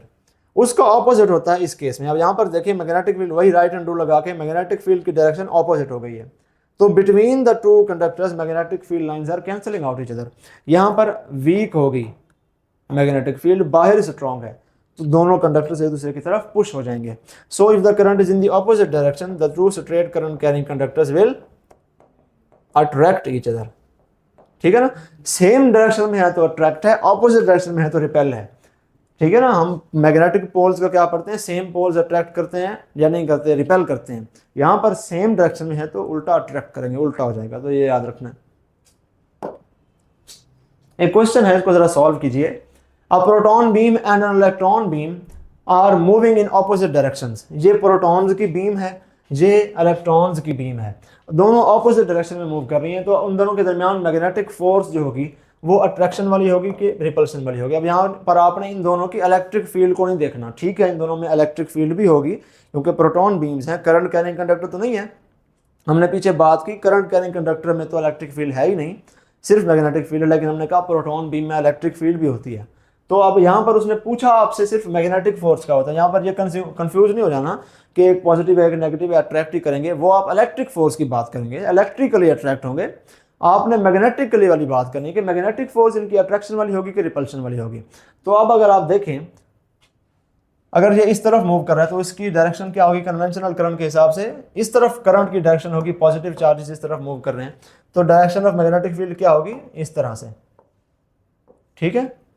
और ये electronic इस तरफ move कर रहा है, तो मैं यहाँ पर लेफ्ट हैंड रूल यूज करूंगा, ठीक है ना, इसको यूं करूंगा और इसको इस तरह से, तो डायरेक्शन क्या हो जाएगी इसकी, इस तरह से मैग्नेटिक फील्ड की, राइट। अब इन दोनों की बीच वाली स्पेस में अगर आप देखें, यहां पर magnetic field lines cancel out कर रही हैं कि क्या कर रही हैं, ठीक है ना। इस पॉइंट पर इसकी मैग्नेटिक फील्ड लाइन जो बाहर निकलती हैं और अंदर जाती हैं, प्रोटॉन बीम की बात कर रहे हैं, बाहर निकलती हैं अंदर जाती हैं, तो इस पॉइंट पर इसकी magnetic field lines proton beam की वजह से इन टू द पेज होंगी। मैं यहाँ पर क्रॉसेस ड्रॉ कर रहा हूँ, ये प्रोटॉन बीम है और नीचे है इलेक्ट्रॉन बीम, इसकी मैग्नेटिक फील्ड लाइंस यूं निकलती हैं और यूं अंदर जाती हैं, तो बिटवीन द स्पेस ये बाहर की तरफ निकल रही हैं, ठीक है ना। तो मैं यहाँ पर डॉट्स लगा दूंगा, तो एक डॉट है एक क्रॉस है, दोनों एक प्रोटॉन बीम और इलेक्ट्रॉन बीम के बीच में दोनों मैग्नेटिक फील्ड लाइंस की डायरेक्शन क्या है, ऑपोजिट है, कैंसल आउट हो जाएगी। तो बीच में यहाँ पर वीकर मैग्नेटिक फील्ड होगी और बाहर यहाँ पर और यहाँ पर स्ट्रॉन्ग हो जाएगी और वो इन दोनों बीम्स को आपस की तरफ पुश करने की कोशिश करेंगे। ठीक है ना। इस पूरी की पूरी अरेंजमेंट को आप अज्यूम कर सकते हैं रीड्रॉ करके कि एज इफ कन्वेंशनल करंट दोनों का सेम है। सो ये प्रोटॉन बीम और electron beam they are acting as two straight current carrying conductors which are carrying conventional current in the same direction. तो अगर दो straight current carrying conductor same direction में जा रहे हैं कन्वेंशनल करंट लेके, तो ये भी तो अट्रैक्ट ही करते हैं ना। तो वही हमने कॉन्सेप्ट यहाँ पर थोड़ा सा हमने उसकी मैग्नेटिक फील्ड लाइंस ड्रॉ करके देख लिया। आप यूं भी कह सकते हैं कि पॉजिटिव वाले उसकी तरफ डायरेक्शन है तो उसका कन्वेंशनल करंट इधर है, नेगेटिव वाले इस तरफ है तो इसका कन्वेंशनल करंट तो उधर ही है ना। तो दोनों सेम डायरेक्शन में करंट लेके जा रहे हैं, कन्वेंशनल करंट तो अट्रैक्ट ही करेंगे। इस तरह से भी आप कर सकते हैं। अगर आपको कहा जाए कि दोनों प्रोटॉन बीम्स सेम डायरेक्शन में मूव कर रही हैं तो अब क्या होगा, अब भी ये अट्रैक्ट ही करेंगे। अगर आपको कहा जाए दो इलेक्ट्रॉन बीम्स सेम डायरेक्शन में करंट लेके जा रही हैं, अब भी ये अट्रैक्ट करेंगे। ठीक है। अगर आपको कहा जाए एक प्रोटॉन बीम इस तरफ जा रही है और एक इलेक्ट्रॉन बीम इस तरफ जा रही है, अब ये रिपेल करेंगे। ठीक है ना। अब क्यों रिपेल करेंगे, क्योंकि इस प्रोटॉन बीम का कन्वेंशनल करंट इस तरफ है, इस इलेक्ट्रॉन बीम का कन्वेंशनल करंट उस तरफ है, तो ये दोनों ऑपोजिट डायरेक्शन में इनका कन्वेंशनल करंट हो गया। और ऑपोजिट डायरेक्शन में कन्वेंशनल करंट हो तो रिपल्शन होती है। ठीक है ना। ये सारे केसेस आप इसको नोट कर लें, याद कर लें, समझ लें।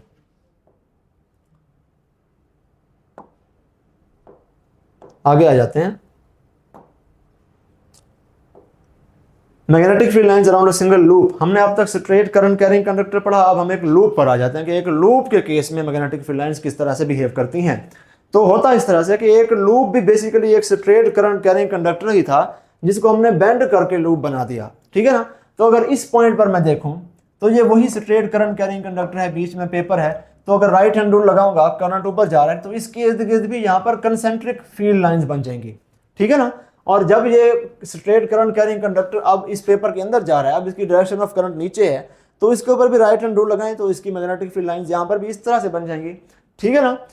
तो इसका मतलब ये हुआ कि स्ट्रेट करंट कैरिंग कंडक्टर की जो फील्ड लाइन, एक लूप की जो फील्ड लाइंस होती हैं सिंगल लूप की, those are simply the field lines of two straight current carrying conductors taken together. यहां पर देख लें, फॉर एग्जांपल यहां पर पहले इसको अज्यूम कर लें, करंट यहां से आ रहा है अंदर, ये उसी को हम थोड़ा सा साइड व्यू से देख रहे हैं। करंट यहां से अंदर आ रहा है, इस तरह से फ्लो करके यहां से वापस जा रहा है। ठीक है। तो फॉर एग्जांपल अगर हम किसी पॉइंट पर भी राइट हैंड रूल लगाएं, इस लूप के किसी भी पॉइंट पर आप राइट हैंड रूल लगा सकते हैं। आप अगर इस पॉइंट पर राइट हैंड रूल लगाएं, यहाँ पर डायरेक्शन इस तरफ है, तो मैग्नेटिक फील्ड लाइंस की डायरेक्शन इस तरह हो जाएगी, बाहर आएगा और अंदर, बाहर और फिर अंदर की तरफ, बाहर और फिर अंदर की तरफ, इस तरह से ऊपर से बाहर आएंगी, नीचे से अंदर की तरफ चली जाएंगी। ठीक है। तो इस स्ट्रेट करंट कैरिंग कंडक्टर की तरह ये बिहेव करता है at every point, collectively loop बन जाती है। अब यहाँ पर अगर हम इस पॉइंट पर लगाएं स्ट्रेट करंट कैरिंग कंडक्टर वाला राइट हैंड रूल, तो हम डायरेक्शन ऑफ करंट इस तरफ है, हमारा मैग्नेटिक फील्ड की डायरेक्शन किस तरफ होगी, अंदर की तरफ बाहर होगी, यूं मैग्नेटिक फील्ड लाइंस आएंगी और इधर से अंदर नीचे की तरफ चली जाएंगी। ठीक है ना। तो बी की डायरेक्शन क्या है, ऊपर की तरफ, इनसाइड द लूप। यहां पर इस पॉइंट पर आप मैग्नेटिक फील्ड डायरेक्शन की मालूम करना चाहते हैं तो वैसे राइट हैंड रूल लगाएं, यहां पर इस तरह से डायरेक्शन ऑफ करंट उधर है, तो इनसाइड द लूप आपका हैंड ऊपर ही जाता है। ठीक है। आपकी राइट हैंड की फिंगर किस तरफ कर्ल कर रही है, अंदर की तरफ, ऊपर की तरफ। तो यहाँ पर भी मैग्नेटिक फील्ड लाइंस की डायरेक्शन ऐसे ही है। इसी तरह से यहाँ पर लगा दें, यहाँ पर डायरेक्शन ऑफ करंट इधर है, थंब उस तरफ रखेंगे और आपकी फिंगर इस तरह से कर्ल करेंगी। ठीक है ना। तो outside, inside the loop direction of magnetic field बाहर ही है, यानी कि इसको हम इस तरह से रिप्रेजेंट कर सकते हैं। Inside the loop magnetic field lines बाहर ही आ रही हैं और बाहर से फिर अंदर जाके फिर नीचे से वापस अंदर जा रही हैं। ठीक है ना। वही काम यहाँ पर है। ठीक हो गया। यहाँ पर देखें आप, यहाँ पर हम आप टॉप व्यू से देख रहे हैं। तो करंट क्या है, यहाँ से इनसाइड आ रहा है, यहाँ से इस तरफ जा रहा है। तो अगर इस पॉइंट पर मैं राइट हैंड रूल लगाऊं, यहाँ पर आप इसको राइट हैंड रूल लगा के देखें तो करंट की डायरेक्शन उस तरफ है, डायरेक्शन आपकी इस तरह से बनेगी। तो यहाँ पर बाहर आप डॉट्स बना देंगे लाइक दिस। ठीक है ना। आपका फिंगर बाहर की तरफ आ रही है और अंदर की तरफ फिर ये लाइंस यूं अंदर की तरफ चली जाएंगी, तो अंदर आपने क्रॉसेस बना देंगे। ठीक है। इसी तरह यहाँ पर राइट हैंड रूल लगाएं, डायरेक्शन ऑफ करंट इस तरफ है, तो क्या करेंगे, इस थंब इस तरफ रखेंगे, इधर इस तरह से आपका राइट हैंड कर्ल करेगा। तो बाहर आप क्या करेंगे, डॉट्स बना देंगे और वो मैग्नेटिक फील्ड लाइंस बाहर से आके इधर से अंदर जाएंगी, तो अंदर आप क्रॉसेस बना देंगे। यही काम आप फिर यहाँ पर कीजिए। यहाँ पर भी करंट की डायरेक्शन क्या है, डाउनवर्ड्स है, फिंगर को, थंब को डाउनवर्ड करें तो आपके फिंगर इस तरह से कर्ल करेंगे। ठीक है ना। इनसाइड द पेज, तो अंदर आप इनसाइड द पेज वाले क्रॉसेस बना दें और ये मैग्नेटिक फील्ड अंदर से जाके बाहर से इस तरफ से वापस आएंगे। तो बाहर आप डॉट्स यहाँ पर बना देंगे। तो अभी भी आप देखें इसकी सारी की सारी मैग्नेटिक फील्ड लाइंस अंदर से बाहर आ रही हैं और बाहर से फिर यूँ स्प्रेड होके बाहर से वापस जा रही हैं, जैसा कि यहाँ पर था। इनसाइड द लूप बाहर आती हैं मैग्नेटिक फील्ड लाइंस और फिर वापस अंदर की तरफ चली जाती हैं। तो हम कह सकते हैं कि ये वाला जो पोर्शन है ये इस मैग्नेटिक लूप का नॉर्थ पोल के तौर पे एक्ट कर रहा है, क्योंकि हमें पता है नॉर्थ पोल से मैग्नेटिक फील्ड लाइंस इमर्ज होती हैं, ऐसे ना। तो ये वाला इसका पोल नॉर्थ पोल के तौर पे एक्ट करेगा, इमर्ज होके वापस इधर से जा रही हैं, तो ये वाला इसका साइड जो एंड है, ये वाला फेस इसका साउथ पोल के तौर पे एंड करेगा। सो एक लूप जो है वो भी एक छोटे मैग्नेट के तौर पे ही एक्ट करती है। उसका भी एक फेस नॉर्थ पोल के तौर पे एक्ट करता है, दूसरा फेस जो है उसका साउथ पोल के तौर पे एक्ट करता है, ठीक है। इसका अब कौन सा फेस साउथ पोल के तौर पे और कौन सा फेस नॉर्थ पोल के तौर पे एक्ट करेगा? इनसाइड द लूप सारी की सारी मैग्नेटिक फील्ड लाइंस अंदर जा रही हैं, ठीक है ना, इनसाइड है, और बाहर द आउटसाइड द लूप जो है मैग्नेटिक फील्ड लाइंस फिर बाहर आ रही हैं। सॉरी मैं पहले इसका ऑपोजिट बोल गया, यहाँ से अंदर जा रही है मैग्नेटिक फील्ड लाइंस और बाहर से वापस बाहर आ रही हैं, ठीक है ना, जैसा कि यहाँ पर है, ठीक है ना। Inside the loop magnetic field lines की सारों की डायरेक्शन उस तरफ है, तो ये वाला इसका जो पोल होगा नॉर्थ पोल के तौर पे, उस तरफ वाला जो फेस होगा नॉर्थ पोल होगा, और यहाँ से आके वापस फिर अंदर जा रही हैं। तो ये बाहर वाला जो जिस फेस से हम इसको देख रहे हैं, this face is acting as the south pole. इसको फर्दर क्लैरिफाई करते हैं by comparing this loop with a button magnet. तो एक लूप जो होती है छोटी सी loop, it acts as a button magnet. जैसा कि एक बटन मैग्नेट है, छोटा सा मैग्नेट होता है, उसकी लेंथ इतनी नहीं होती, इसका एक फेस नॉर्थ फेस होता है, एक फेस साउथ फेस होता है। तो नॉर्थ फेस से सारी की सारी मैग्नेटिक फील्ड लाइंस निकलती हैं, साउथ फेस से अंदर चली जाती हैं, ठीक है। तो उसी तरह से एक लूप भी है। तो इसके ऊपर राइट हैंड रूल हम इस तरह से लगाते हैं। स्ट्रेट करंट कैरिंग कंडक्टर के केस में हमने जो राइट हैंड रूल लगाया था वो हमने इस तरह से लगाया था कि थंब को कन्वेंशनल करंट की तरफ रखें, आपकी फिंगर्स कर्ल करेंगी towards the direction of magnetic field, क्योंकि उसकी मैग्नेटिक फील्ड कंसेंट्रिक थी, सर्कुलर थी, तो कर्लिंग फिंगर्स। अब इस केस में करंट की डायरेक्शन कर्लिंग है, तो हम क्या करते हैं, अपने राइट हैंड की फिंगर्स को कर्ल करते हैं in the direction of current. ये है डायरेक्शन ऑफ द करंट, इस तरह से। तो इस तरफ डायरेक्शन ऑफ द करंट यूं होगी, तो आपने इस तरह से एंटी क्लॉकवाइज ऊपर से देखने पर आपने अपनी फिंगर्स को कर्ल करना है, और आपका थंब किस तरफ पॉइंट करेगा, ऊपर की तरफ। तो आप कह देंगे कि मैग्नेटिक फील्ड की डायरेक्शन जो है अपवर्ड है, यानी कि ये जो नॉर्थ पोल है ये ऊपर है, आपका थंब हमेशा नॉर्थ पोल की तरफ एक्ट करेगा। तो यहाँ से मैग्नेटिक फील्ड लाइंस निकलेंगी इस तरह से, और वापस होते हुए यूं वापस अंदर जाएंगे इस तरह से, लाइक दिस। तो ये वाला फेस इसका साउथ पोल हो जाएगा। अब ये पूरा का पूरा बटन मैग्नेट की तरह ही काम कर रहा है कि एक फेस से नॉर्थ पोल से निकल रही है मैग्नेटिक फील्ड लाइंस, और दूसरे फेस से साउथ पोल से एंटर हो रही हैं, ठीक हो गया। वही बात हमने यहाँ पर लिख दी है। एक बात अगेन कि यहाँ पर भी अगर आप इलेक्ट्रॉनिक करंट लेना चाहते हैं तो आपको फिर लेफ्ट हैंड रूल यूज़ करना पड़ेगा। हमने कन्वेंशनल करंट एंटी क्लॉकवाइज लिया था, तो इलेक्ट्रॉनिक करंट क्लॉकवाइज होगा। तो अगर आप वो क्लॉकवाइज वाली डायरेक्शन लेंगे फिर आप लेफ्ट हैंड रूल यूज़ करेंगे, क्लॉकवाइज रोटेट करेंगे, आपका थंब स्टिल अपवर्ड्स ही पॉइंट करेगा, फिर भी जवाब आपका ठीक आएगा, नॉर्थ पोल फिर भी ऊपर ही रहेगा, ठीक हो गया। ये हो गया हमारे पास लूप। अब सबसे इंपॉर्टेंट टॉपिक है magnetic field due to a solenoid. अब सोलेनॉइड क्या होता है? Solenoid is nothing but a set of different loops. For example ये एक लूप है, यहाँ पर देखें जरा, इस लूप में direction of current anti clockwise है, तो इस पर हम राइट हैंड रूल लगाएं, इसका नॉर्थ पोल ऊपर बनेगा, ये नॉर्थ पोल है, नीचे साउथ पोल बन जाएगा। एक और लूप इसके बिल्कुल नीचे रख दें सेम डायरेक्शन ऑफ करंट में, एंटी क्लॉकवाइज डायरेक्शन में, तो इसका भी नॉर्थ पोल ऊपर बन जाएगा और साउथ पोल नीचे बन जाएगा। उसी तरह उसके नीचे एक और आप रख दें इसकी लूप, उसका भी नॉर्थ पोल ऊपर बन जाएगा, साउथ पोल नीचे बन जाएगा। तो this will act as an arrangement of button magnets stacked over each other, ठीक है ना। एक बटन मैग्नेट लिया इस तरह का, उसके नीचे एक और बटन मैग्नेट रख दिया, उसके नीचे एक और बटन मैग्नेट रख दिया, इस तरह से बहुत सारे बटन मैग्नेट्स यूँ समझें आपने अरेंज कर दिए। इसी तरह की अरेंजमेंट सोलेनॉइड में होती है। सोलेनॉइड की हर एक लूप एक सेपरेट बटन मैग्नेट है, ठीक है ना, समझ रहे हैं ना बात। हर एक लूप की सेपरेट इस तरह की मैग्नेटिक फील्ड है अपनी। एक लूप है उसकी मैग्नेटिक फील्ड इस तरह से नॉर्थ पोल ऊपर है, साउथ पोल ऊपर है, उसके ऊपर एक और लूप जब आप देते हैं सोलेनॉइड को वाइंड करते हुए, अब वो एक और सेपरेट लूप है, वो एक और सेपरेट, जो समझिए आपने एक बटन मैग्नेट के ऊपर एक और बटन मैग्नेट लगा दिया, तो सारों के नॉर्थ पोल्स एक ही तरफ होते हैं, सारों के साउथ पोल्स एक ही तरफ होते हैं। तो नॉर्थ और साउथ पोल यहाँ पे अट्रैक्ट करते हैं, तो अगर आप बहुत सारे बटन मैग्नेट्स एक दूसरे के ऊपर स्ट्रैक कर दें तो एक पूरा का पूरा सिलेंडर सा बन जाता है, उस सिलेंडर का नॉर्थ पोल इधर होगा, साउथ पोल इधर होगा, ठीक है ना। यूँ समझे ये बहुत सारे बटन मैग्नेट्स हैं जो एक दूसरे के ऊपर रखे हुए हैं। सोलिनॉइड भी एग्जैक्टली वैसे ही काम करती है, ठीक है ना। फॉर एग्जाम्पल इसमें से किसी एक लूप को उठा लें अगर आप, और आप कहते हैं कि उसमें डायरेक्शन जो है वो क्या है, इस तरह से डायरेक्शन है एंटी क्लॉकवाइज, तो उस एक लूप का नॉर्थ पोल ऊपर बनेगा, उस एक लूप का साउथ पोल इस तरह से बनेगा। उस एक लूप की मैग्नेटिक फील्ड लाइंस यहां से निकलेंगी इस तरह से और नीचे साउथ पोल से एंटर हो जाएंगी लाइक दिस। यहां से निकलेंगी यहां पे एंटर हो जाएंगी, यहां से निकलेंगी यहां पे एंटर हो जाएंगी लाइक दिस। इसी तरह उसके एग्जैक्टली नीचे वाली लूप, सपोज मैं इसको लेता हूं, इसमें भी डायरेक्शन ऑफ करंट वैसे ही है एंटी क्लॉकवाइज, इसका भी ऊपर नॉर्थ पोल बन जाएगा, नीचे साउथ पोल बन जाएगा। इसकी भी मैग्नेटिक फील्ड लाइंस यूं निकलेंगी इस तरह से और इधर से वापस अंदर चली जाएंगी लाइक दिस, लाइक दिस, ठीक है। ये बाहर इस तरफ एरोज हैं, ये बाहर इस तरफ एरोज हैं।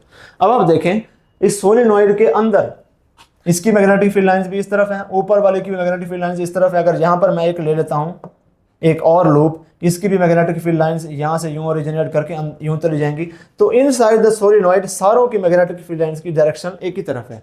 जैसा कि यहां पर है, direction of magnetic field lines इन सब की ऊपर है, इसकी भी ऊपर है, इसकी भी ऊपर है, इसकी भी ऊपर है।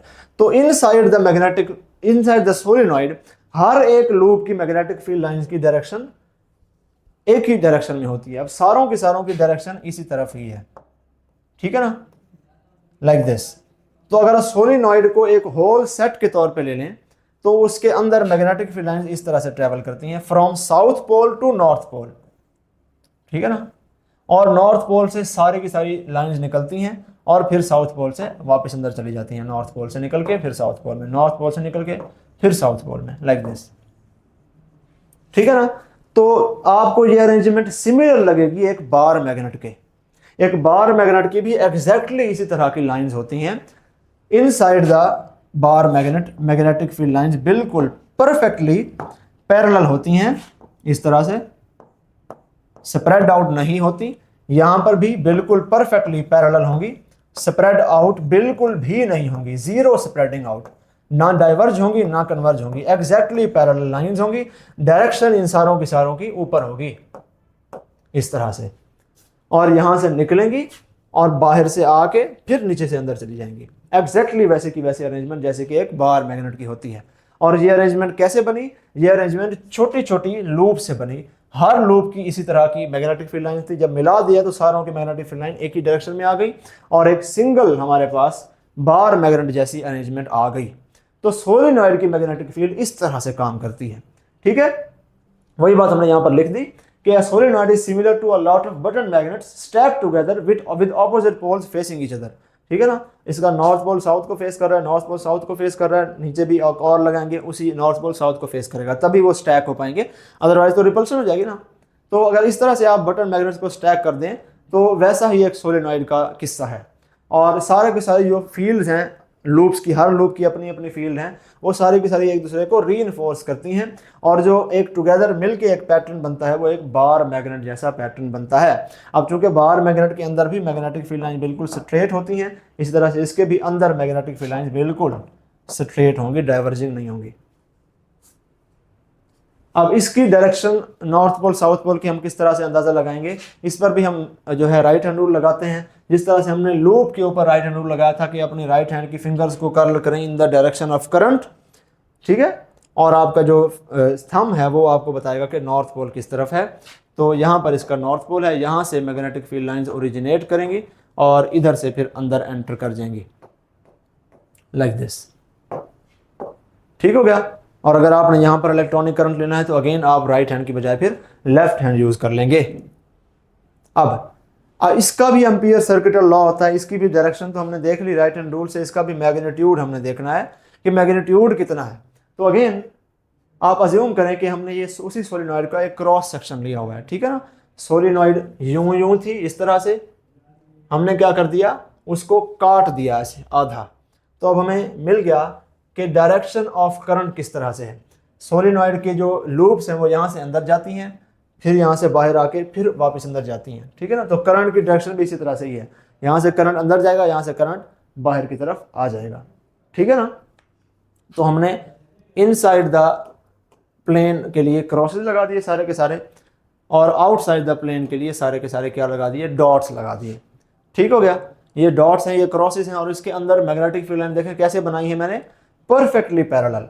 अंदर इस तरह से मैग्नेटिक फील्ड लाइन नहीं बना देनी, ये बिल्कुल कि एलिप्स है और बिल्कुल एलिप्स है, तो उस तरह से फिर आप क्या करेंगे कि आप अंदर भी मैग्नेटिक फील्ड लाइन यहाँ पर क्लोज बन जाएंगी, यहाँ पर स्प्रेड आउट हो जाएंगी।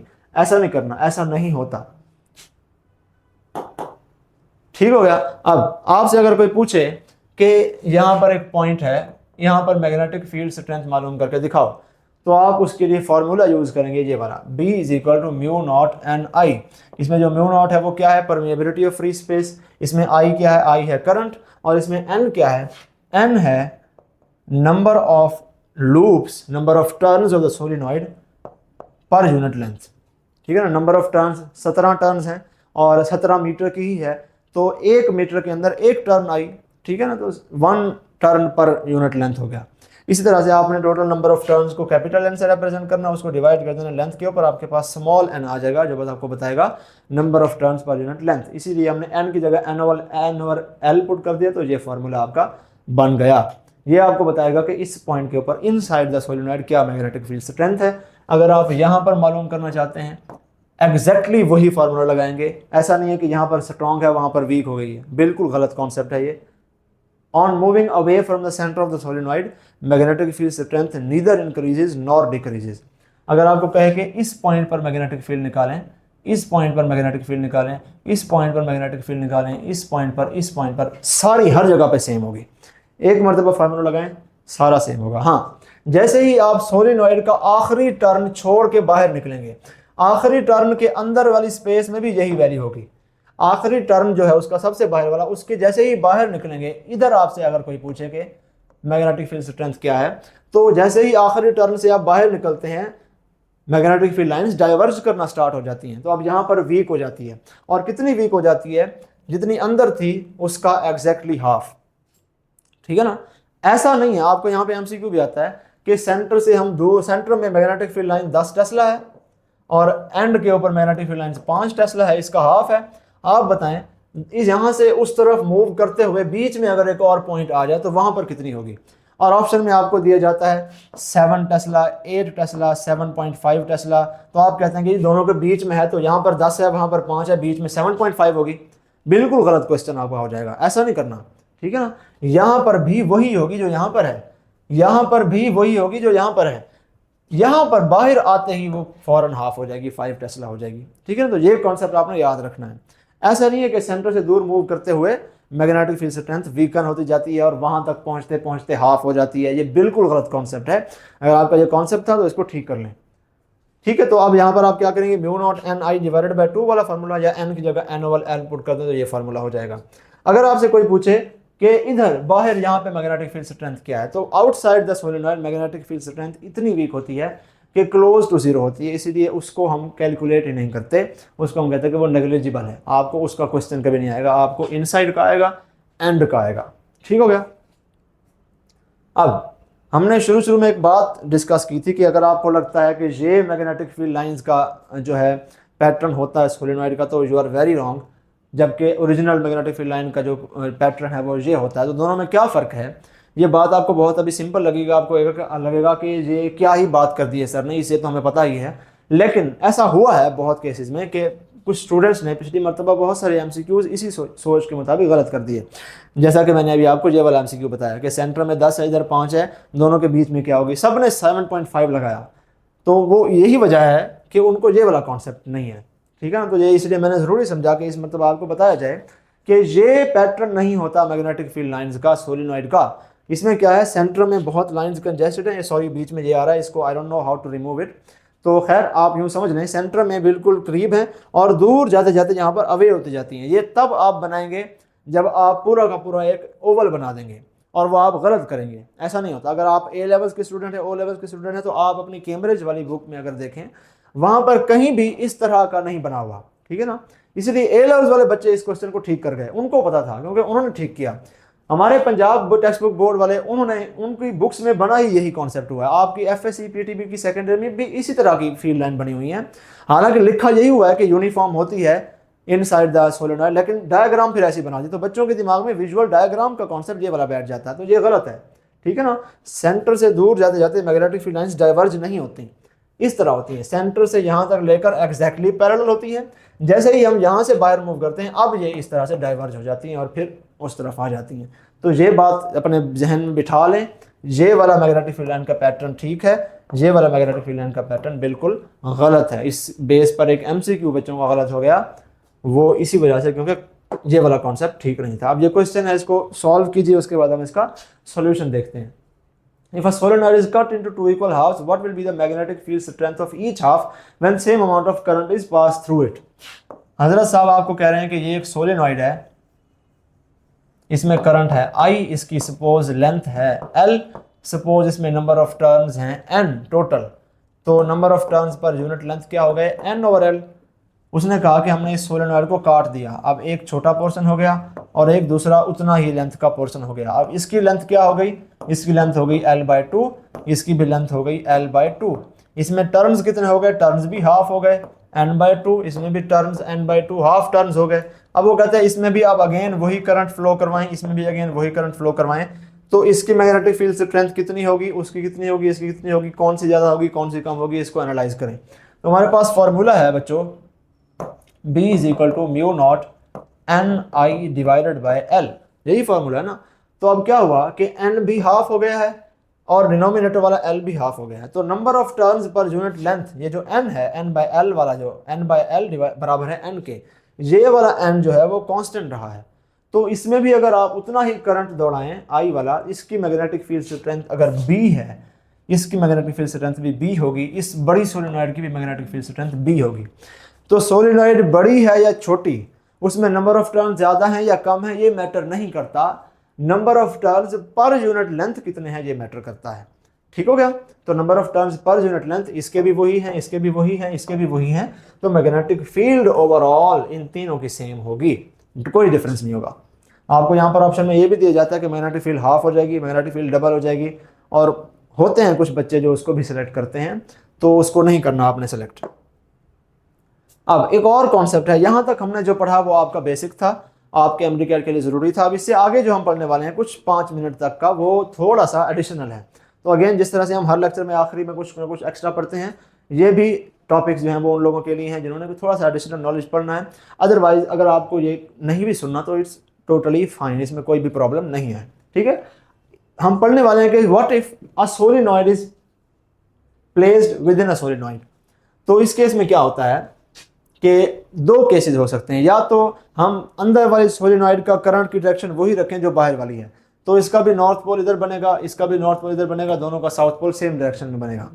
अगर हम उसको ऑपोजिट डायरेक्शन वाली करंट दे दें, अंदर वाले में करंट इस तरफ फ्लो कर रहा है, उधर करंट उस तरफ फ्लो कर रहा है, तो इसका नॉर्थ पोल इधर बनेगा, इसका नॉर्थ पोल इधर बनेगा, इसका साउथ पोल इधर बनेगा, उसका साउथ पोल उधर बनेगा, ऑपोजिट हो जाएगा। तो दोनों केसेस में अब मैग्नेटिक फील्ड डिफरेंटली इंटरेक्ट करेगी। किस तरह से इंटरेक्ट करेगी वो हम देखते हैं। हमने इससे पहले राइट हैंड रूल लगाया जब हम सोलेनॉइड पढ़ रहे थे। यहां पर हमने बड़ी डिटेल से डिस्कस किया कि किस तरह से अंदर मैग्नेटिक फील्ड लाइन इस तरफ होती है, बाहर मैग्नेटिक फील्ड लाइन बाहर होती है, और इस तरह से ये एक लूप की इस तरह से होती है। और बहुत सारी लूप्स की जब मिल जाएं तो सारों की अंदर तो इस तरफ ही है, सारों की बाहर इस तरफ ही है, तो बाहर मैग्नेटिक फील्ड लाइन बाहर हो इस तरफ डायरेक्शन हो जाती है उनकी, अंदर मैग्नेटिक फील्ड लाइंस की भी सेम डायरेक्शन है तो वो इस तरफ हो जाती है, और एक पूरा बार मैग्नेट का हमारे पास अरेंजमेंट आ जाती है। ये बात हमने पढ़ी, ठीक है ना। अब वही कॉन्सेप्ट हम यहाँ पर यूज़ करके सोलेनॉइड विद इन सोलेनॉइड का कॉन्सेप्ट को समझेंगे। अब यहाँ पर अगर फॉर एग्जांपल आप ले लें, करंट की डायरेक्शन अगर इस तरफ है, ठीक है ना, ऊपर से इनसाइड है, बाहर से आउटसाइड आ रही है, ठीक है, तो हम क्या करेंगे, फॉर एग्जांपल कोई एक लूप यहाँ से हम उठा रहे हैं, मैं उस लूप को हाईलाइट कर रहा हूँ, ये एक लूप हमने उठा ली, इसमें करंट की डायरेक्शन इस तरफ है, अबव द लूप इनसाइड है, बिलो द लूप आउटसाइड है। तो अब आप क्या करेंगे, इसकी जो डायरेक्शन ऑफ मैग्नेटिक फील्ड बनेगी, नॉर्थ पोल इस तरफ बनेगा, यहाँ से मैग्नेटिक फील्ड लाइन निकलेंगी और यहाँ से बाहर होकर इधर चली जाएंगी, अंदर डायरेक्शन इस तरफ होगी, बाहर डायरेक्शन इस तरफ होगी, ठीक है। इसी तरह से अगर मैं यहाँ पर एक और लूप ये वाली ले लूँ, इसकी भी करंट की डायरेक्शन तो ऑब्वियसली सारी लूप्स की सेम ही होती है, इसका भी नॉर्थ पोल इधर बनेगा, साउथ पोल, इसको मैं कलर थोड़ा सा चेंज कर दूँ ताकि आपको समझने में आसानी हो, लाइक दिस। तो इसका भी डायरेक्शन उसी तरह से होगी, ठीक है। दोनों लूप्स की अब इनसाइड द सोलेनॉइड दोनों लूप्स की डायरेक्शन सेम है। आउटसाइड द सोलेनॉइड दोनों लूप्स की डायरेक्शन अगेन सेम है। तो नेट इस तरफ, बाहर मैग्नेटिक फील्ड उस तरफ होती है, अंदर मैग्नेटिक फील्ड की डायरेक्शन इस तरफ होती है। ऐसा ही होता है ना। अब आप इसी सोलेनॉइड को उठा के इसके अंदर रख दें, ठीक है। पहले बाहर वाले सोलेनॉइड का कोई लूप ले लें। बाहर वाले सोलेनॉइड का हम ये वाला लूप ले लेते हैं फॉर एग्जांपल। उसमें डायरेक्शन ऑफ करंट उसी तरफ ही है, तो उसकी भी मैग्नेटिक फील्ड लाइन इस तरह से बनेगी, अंदर इस तरफ होगी, बाहर इस तरफ होगी, ठीक है ना। अब इसके अंदर की कोई लूप ले लें, छोटे वाले उसकी किसी और कलर से, इससे लेते हैं, ये जो ब्लू कलर की मैंने बनाई है, ठीक है ना। अब इसकी भी डायरेक्शन वैसे ही होगी, इस तरह से। इस अंदर वाले सोलेनॉइड के इनसाइड डायरेक्शन इस तरफ होगी, इस अंदर वाले सोलेनॉइड के बाहर डायरेक्शन इस तरफ होगी। अब आप वो रेड वाली लूप देखें, उसकी direction inside the larger solenoid इस तरफ है। अब लार्जर सोलेनॉइड और स्मॉलर सोलेनॉइड के अंदर बीच में देखें, ये ब्लू डायरेक्शन इस तरफ आ रही है, जबकि रेड वाली डायरेक्शन उसके ऑपोजिट आ रही है। So between the larger solenoid and the smaller solenoid direction of magnetic field जो है वो क्या कर गई है, क्लैश कर गई है, आपस में ऑपोजिट हो गई है। तो यहां पर कैंसल आउट हो जाएगी, ठीक है ना। अगर दोनों में सेम करंट है, इसका भी करंट आई है, इसका भी करंट आई है, और दोनों में number of turns per unit length भी सेम है, तो दोनों की मैग्नेटिक फील्ड की वैल्यू भी सेम होगी। इसकी भी वैल्यू बी होगी, इसकी भी वैल्यू अंदर वाले की भी बी होगी। तो दोनों जब यहाँ पर ऑपोजिट आएंगी, कैंसल आउट होकर जीरो हो जाएगा, ठीक है। तो इसका मतलब है कि बड़ी सोलेनॉइड और छोटी सोलेनॉइड के बीच में जो ये स्पेस है, ये वाली सारी स्पेस, यहाँ पर मैग्नेटिक फील्ड जो है स्ट्रेंथ जीरो होगी, ठीक है ना। लेकिन छोटी वाली सोलेनॉइड के भी अंदर बड़ी वाली सोलेनॉइड की डायरेक्शन भी उस तरफ है, छोटी वाली सोलेनॉइड की मैग्नेटिक फील्ड की डायरेक्शन भी उस तरफ है। तो inside the smaller solenoid both the solenoids have the magnetic field lines in the same direction. तो इनसाइड द सोलेनॉइड दोनों की ऐड हो जाती है। तो अगर यहाँ पर अंदर आपको कोई कहे कि कितनी मैग्नेटिक फील्ड है, तो ये 2 टाइम्स ऑफ बी हो जाएगी, डबल हो जाएगी। सो अगर एक सोलेनॉइड को दूसरी सोलेनॉइड के अंदर रखा जाता है इस तरह से कि एक बड़ी है एक छोटी है, दोनों के अंदर सेम करंट हो, दोनों के अंदर number of turns per unit length भी सेम हो, तो क्या होता है कि बड़ी सोलेनॉइड और छोटी सोलेनॉइड के बीच वाली स्पेस के अंदर दोनों की magnetic field lines cancel out हो जाती हैं और वहां पर जीरो मैग्नेटिक फील्ड स्ट्रेंथ होती है। लेकिन छोटी सोलेनॉइड के भी अंदर दोनों मैग्नेटिक फील्ड लाइंस बड़ी वाली और छोटी वाली की सेम डायरेक्शन में हो जाती हैं और अंदर रीइंफोर्स कर देती हैं एक दूसरे को, एंड सम हो जाता है उनका, ऐड हो जाती हैं, 2b डबल हो जाती है मैग्नेटिक फील्ड स्ट्रेंथ। एग्जैक्टली इसका ऑपोजिट होता है यहां पर। अब इसका नॉर्थ पोल उधर है, उसका साउथ पोल उधर है, तो इसकी magnetic field lines inside the solenoid smaller solenoid इस तरफ है, एंड इसकी मैग्नेटिक फील्ड लाइंस जो है उस तरफ होंगी। तो स्मॉलर सोलेनॉइड के भी अंदर मैग्नेटिक फील्ड जो है वो कैंसल आउट हो जाएंगी और नेट जीरो मैग्नेटिक फील्ड बचेगी। लेकिन अगर आप देखें कि बड़ी सोलेनॉइड और छोटी सोलेनॉइड के बीच की स्पेस के अंदर क्या माजरा है, तो इसका इस तरह से मैग्नेटिक फील्ड लाइंस जा रही हैं, जबकि उसकी यहाँ से नॉर्थ पोल से निकल के इस तरफ आ रही हैं, ठीक है। तो क्या है, इसकी भी वही, बाहर वाले की भी वही डायरेक्शन हो गई है इस तरह से, इधर की तरफ। इसका नॉर्थ पोल इधर है, अंदर वाली का, इसकी भी डायरेक्शन इस तरफ ही है, इस तरह से, ठीक है ना। तो between the space, in the space between the larger and the smaller solenoid the direction of both solenoid is the same. तो इस स्पेस में, बड़ी और छोटी वाली सोलेनॉइड के बीच की स्पेस में दोनों फील्ड्स ऐड हो जाएंगी और डबल हो जाएगा मैग्नेटिक फील्ड की स्ट्रेंथ की वैल्यू, ठीक है। क्या बात की हमने कि अगर सोलेनॉइड का करंट का डायरेक्शन सेम हो, मैग्नेटिक फील्ड स्ट्रेंथ भी दोनों की सेम हो, number of turns per unit length same हो, और तो तब क्या होता है कि छोटी सोलेनॉइड के अंदर मैग्नेटिक फील्ड स्ट्रेंथ ऐड हो जाती है, बड़ी और छोटी के बीच वाली स्पेस में जीरो हो जाती है। अगर दोनों का करंट की डायरेक्शन ऑपोजिट है लेकिन करंट मैग्नीट्यूड सेम ही है, number of turns per unit length भी सेम ही है, तो दोनों छोटी वाली सोलेनॉइड के अंदर कैंसल आउट हो जाएंगी, बड़ी और छोटी सोलेनॉइड के बीच में ऐड हो जाएंगी, ठीक हो गया। लास्ट टॉपिक है, ये भी एडिशनल टॉपिक ही है आज का, टोरॉइड। मोस्टली पढ़ाया नहीं जाता, तो लेकिन थोड़ा सा हम चूंकि एडिशनल हमने पढ़ना है हर लेक्चर में, ताकि थोड़ा थोड़ा आपका नॉलेज बूस्ट होता रहे, वो है टोरॉइड का कॉन्सेप्ट। टोरॉइड क्या होता है कि एक सोलेनॉइड है, आपने उसको पकड़ के बेंड कर दिया, इस तरह से बना दिया, तो ये एक सर्कुलर से अरेंजमेंट हो गई है, और इसकी जो सरकमफेरेंस है फॉर एग्जांपल वो आर है, ठीक है ना, यहाँ से लेकर यहाँ तक। बेसिकली ये जो सरकमफेरेंस हम लेते हैं, ये हम सेंटर से लेकर इस सोलेनॉइड के भी सेंटर तक लेते हैं, यहाँ तक, ठीक है ना, बाहर तक नहीं लेते। उसको हम कहते हैं आउटर रेडियस है, यहाँ तक लेंगे तो ये इनर रेडियस हो जाएगा। हम r की वैल्यू इस बीच तक, आउटर और इनर रेडियस के बीच में लेते हैं, ठीक है ना। तो ये वाली वैल्यू इन फार्मूलाज में हम यूज़ करते हैं। तो होता क्या है, अगर ये सोलेनॉइड सीधी होती तो इसकी मैग्नेटिक फील्ड इस तरह से रन कर रही होती। सपोज ये नॉर्थ पोल है और ये साउथ पोल, तो magnetic field inside the solenoid इस तरफ होती। उसी को बेंड कर दिया तो मैग्नेटिक फील्ड अब सर्कुलर डायरेक्शन में रन करना शुरू होगी इस तरह से, ठीक है ना, लाइक दिस। अभी भी magnetic field within the solenoid के जो लूप्स के अंदर है वही मैक्सिमम है, बाकी इसके बाहर और इसके अंदर वाली वो नेग्लिजिबल होती है। फार्मूलाज होते हैं उनके, लेकिन उसको हम आज के इस लेक्चर में स्टडी नहीं करने वाले, बिकॉज एडिशनल टॉपिक है तो इतना पढ़ना ही काफ़ी है हमारे लिए, ठीक हो गया। और उसका फार्मूला आपके पास क्या आएगा, ये जनरल फार्मूला होता है सोलेनॉइड की मैग्नेटिक फील्ड स्ट्रेंथ का, ठीक है ना, mu nought N I divided by L. अब इस केस में लेंथ ऑफ सोलेनॉइड उसको हमने सर्कुलर कर दिया है, तो length of solenoid is basically the circumference of this toroid. जितनी टोरॉइड की सर्कमफेरेंस है वही लेंथ ऑफ सोलेनॉइड हो जाएगी। वो सोलेनॉइड अगर सीधी होती तो उसकी जो लेंथ होती वही अब सर्कमफेरेंस की फॉर्म में है। तो आप 2 पाई आर लिख सकते हैं, because L is equal to 2 pi R. और यहाँ पर रेडियस कौन सा लेंगे आप, ये वाला रेडियस जो सेंटर से मिड पॉइंट तक है, ना बाहर वाला ना यहाँ तक अंदर वाला, बाहर और अंदर वाला नहीं लेना, ठीक है ना, अंदर सेंटर तक का आपने रेडियस लेना होता है। So this is the way that Ampere's law tells you the magnitude of magnetic field strength due to a toroid. तो आज का हमारा जो इंट्रोडक्टरी लेक्चर था उसमें हमने बहुत सारे केसेस पढ़े। स्ट्रेट कंडक्टर कैसे मैग्नेटिक फील्ड प्रोड्यूस करता है, उसमें मैग्नेटिक फील्ड कितनी होती है, किस डायरेक्शन में होती है, straight current carrying conductors attract repel किस तरह से करते हैं। हमने देखा सोलेनॉइड का मैग्नेटिक फील्ड का किस तरह से पैटर्न होता है, बटन मैग्नेट्स मिलकर एक बड़ी सोलेनॉइड बनाते हैं और सोलेनॉइड ओवरऑल एक बार मैग्नेट के तौर पे एक्ट करती है। Solenoid is basically the magnetic field of small loops, उन्हीं का ही एडिशन हो जाता है। हमने straight current carrying conductor, loop और सोलेनॉइड पढ़ा। सोलेनॉइड की हमने कुछ प्रॉब्लम सॉल्व किए, solenoid with in a solenoid पढ़ा, और अब हम आखिर में हमने यहाँ पर एंड किया टोरॉइड के ऊपर।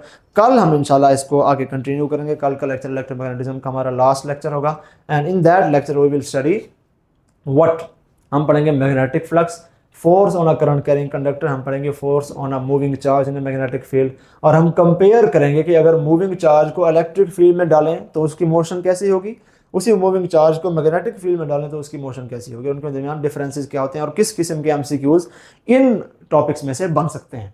ठीक है, this is all for today. I hope आज का लेक्चर कंप्लीटली समझ में आया होगा। ये बेस है, इसको मजबूत कर लीजिएगा। कल इंशाल्लाह हम इस पर थोड़ा सा मजीद बिल्डअप करेंगे। Thank you so much.